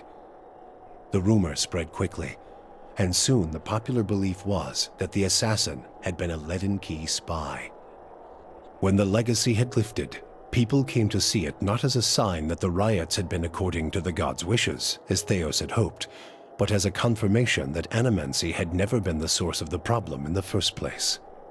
Deerwoodans instead convinced themselves that the riots had somehow purged Defiance Bay of leaden key spies, and that the end of Widewind's legacy was their well-deserved reward. The rage against animancers was quickly forgotten, and those who had survived were permitted to return to Brackenberry Sanitarium and rebuild it so they might resume their studies. The town of Deerford had seen the last of the cult of Scan. Dark rumors about the town's many curses quickly faded, and travelers soon returned. Abidon's renewal brought new vigor and purpose to a god long known for quiet, steady labor. Handicraft saw a revival in the Deerwood, and no smith wanted for an apprentice. Additionally, Abidon's restored interest in preservation led to redoubled efforts to survey Engwithan ruins. Animancers and craftsmen alike found much to study, but tensions with Aer Glanfath rose. As for Stalwart, the Battle of Caeron's Scar only strengthened their resolve to unlock the mysteries of Durgan steel and build new marvels with the White Forge. However, Stalwart's ambitions brought them into further conflict with the Raid Serans, as more and more impoverished communities gathered at the border and vowed to finish the work of the Iron Flail. It would be many generations before the region saw peace. The battle against the Eyeless left Stalwart more hostile than ever toward the ogres in its midst, and the villagers grew bolder as they grew more prosperous. After a handful of bloody skirmishes, the Flames That Whisper clan left the Russet Wood to seek a quieter, more isolated home in the White March. While many such places existed in the mountains, the crossing was treacherous, and the ogres often found themselves embattled with other clans whose territory they passed. Less than half of the Flames That Whisper survived the journey, but those that did found a haven far from Kith lands. Harmka's death had brought the Devil of Carrick little satisfaction. In time, her taste for vengeance soured. What replaced it was a hunger to feel something, anything, new. Summer had thinned the snowpack twice over when she felt the joint at her elbow first begin to stiffen. She turned her back on the hopes of animancy and civilization and walked east. She pushed through the mountains, past Raid Ceres, and into the broad plains of Ishamiddle. She had forgotten what it was like to simply journey, no goal or destination in mind. Though she felt nothing more than the steady thump of her feet on the road, the endless horizons and grassy meadows were new to her. She measured her time in the gradual rusting of her body and was satisfied. Her movements slowed, but so did the world around her. Waist-high grasses undulated and tacked in the wind, as gradual as the tides. Sparrows and blackjays made steady pilgrimages across the sky, each flap of their wings a solemn salute. She could hardly move when she found something she had never seen before, the ocean. With the last of her strength, she pulled herself beneath the water, content at last to feel the movement of currents and the constant caress of the waves. Free from the burden of her memory, Maneha soon left the gift-bearers and resumed adventuring. Now that she had a taste for the world, she wanted to experience it anew. Maneha rediscovered her zest for battle, extravagance, and romance. She kept her gaze on the horizon, looking from one journey to another more distant, from the lover in her arms to another more fervent. Hers was a life of excitement, violence, and passion. She moved too quickly for regret to catch up with her, and she hoped only that she might outpace it in the next life as well. The fortress of Cadnua emerged as a bastion of security in the midst of an untamed land, becoming the envy of every thane and earl in Deerwood. Legend grew over time of its impregnability, and stories of formidable invaders easily scattered by the keep's defenses became popular around the hearths of Deerwoodinians. Likewise, it also became a beacon to travelers, merchants, and visiting dignitaries alike. Reputed as the finest fortress in all Deerwood, people would journey from near and distant lands alike to experience its fabled hospitality and grandeur. After the death of the master below, a strange quiet fell over the endless paths of Adnua. The attacks on the fortress above ceased, Adnua's silent titan the closest remaining thing to a master in its musty, forgotten passages. Palagina had gone against the Duke's Bell's orders by inventing a new trade arrangement with the Anamenfath to accommodate the recovering Deerwooden market. With the Deerwood's people still weakened by Weidman's legacy, the Valian republics easily pushed their would-be competitors out of the market. For her outrageous insubordination and audacity, Pallegina was banished from the republics. She traveled north in the Eastern Reach, avoiding Valian ports and entering the ranks of the kind wayfarers. Despite her bravery and dedication to those in her care, her strange appearance made her feel like an outsider wherever she went. Adair chose not to return home to Gilded Vale. Still most comfortable far from cities, he settled in Deerford, which, like many towns in the Deerwood, was beginning the slow process of rebuilding. Believing now that it was the obligation of Kith to be the leaders their gods had not, Adair was soon named mayor of the town, and under his guidance, Deerford soon began to prosper. He expelled the last of the Scanites from the area and drew new settlers with the offer of land, a trick he had learned from someone he otherwise preferred to forget. With each passing day, Deerford would come to more closely resemble the Gilded Vale of Adair's childhood, the one worthy of its name. When the dust settled in sun and shadow, Aloth looked upon the remains of Theos Ixarchanon, his former master. He saw where the Grand Master had gone wrong and what would be required to undo the harm Theos had wrought. With a flick of his wrist, he burned Theos's robe, headdress, and every other symbol of the man's power. Never again, he vowed, should Kith live in fear and blind obedience to an authority they did not understand. Armed with the knowledge and courage he had gained on his journeys with the Watcher, he set out on the long and lonely task of dismantling the Leaden Key. With the Watcher's goals accomplished and his own vows fulfilled, Kanarua sailed back toward Rawatai, thinking on the lessons his travels had provided him. By the time he landed at Tekoa, he understood what his path must be. Standing before the Lore College, Kanarua explained that the tablet he sought had been destroyed, and so a true interpretation of the Tonvi Oratoa could no longer exist. The people of Rawatai would have to create their own. He described the many strange things he had seen in his travels, and announced his intent to pursue the accumulation of knowledge abroad, seeking answers to new questions. True to his word, Kana soon set sail on yet another expedition, and in Tekoa, his passionate accounts inspired many to follow in his footsteps. With Theos defeated and the souls released from sun and shadow, healthy children were born once again in the Deerwood. The grieving mother sought a place where she might do penance for the birthing bell. She returned to Deerford, where, to the astonishment of the villagers, she delivered the first healthy child in over a decade. She remained there, and with each new birth, she saw a measure of hope restored to the Deerwood and a measure of grace for her own troubled past. Durrance continued to blame Woodica for the atrocities of the Saints' War. Believing Magrin to have been a pawn in the machinations of the queen that was, and feeling that Theos's expulsion had been a step towards reconciliation with his goddess, Durrance tried for a time to reopen communication with her. When only silence came, he took it as a condemnation of his continued existence. Ultimately, he built a pyre and threw himself upon it, using his own shattered staff as kindling.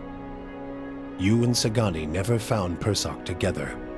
The Adra figurine had gone dark by the time they emerged from Sun and Shadow, and it was another month before Sagani finally accepted that Persoc's trail had gone cold again. Her search took her beyond the Deerwood and as far as the Living Lands. She saw the great coastal cities of Rawatai and the ruins of Old Valia, absorbing the details of these strange and distant lands.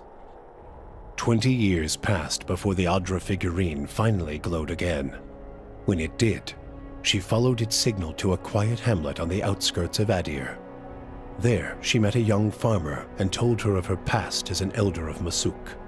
Sagani returned to a village that had forgotten her face, but remembered her story.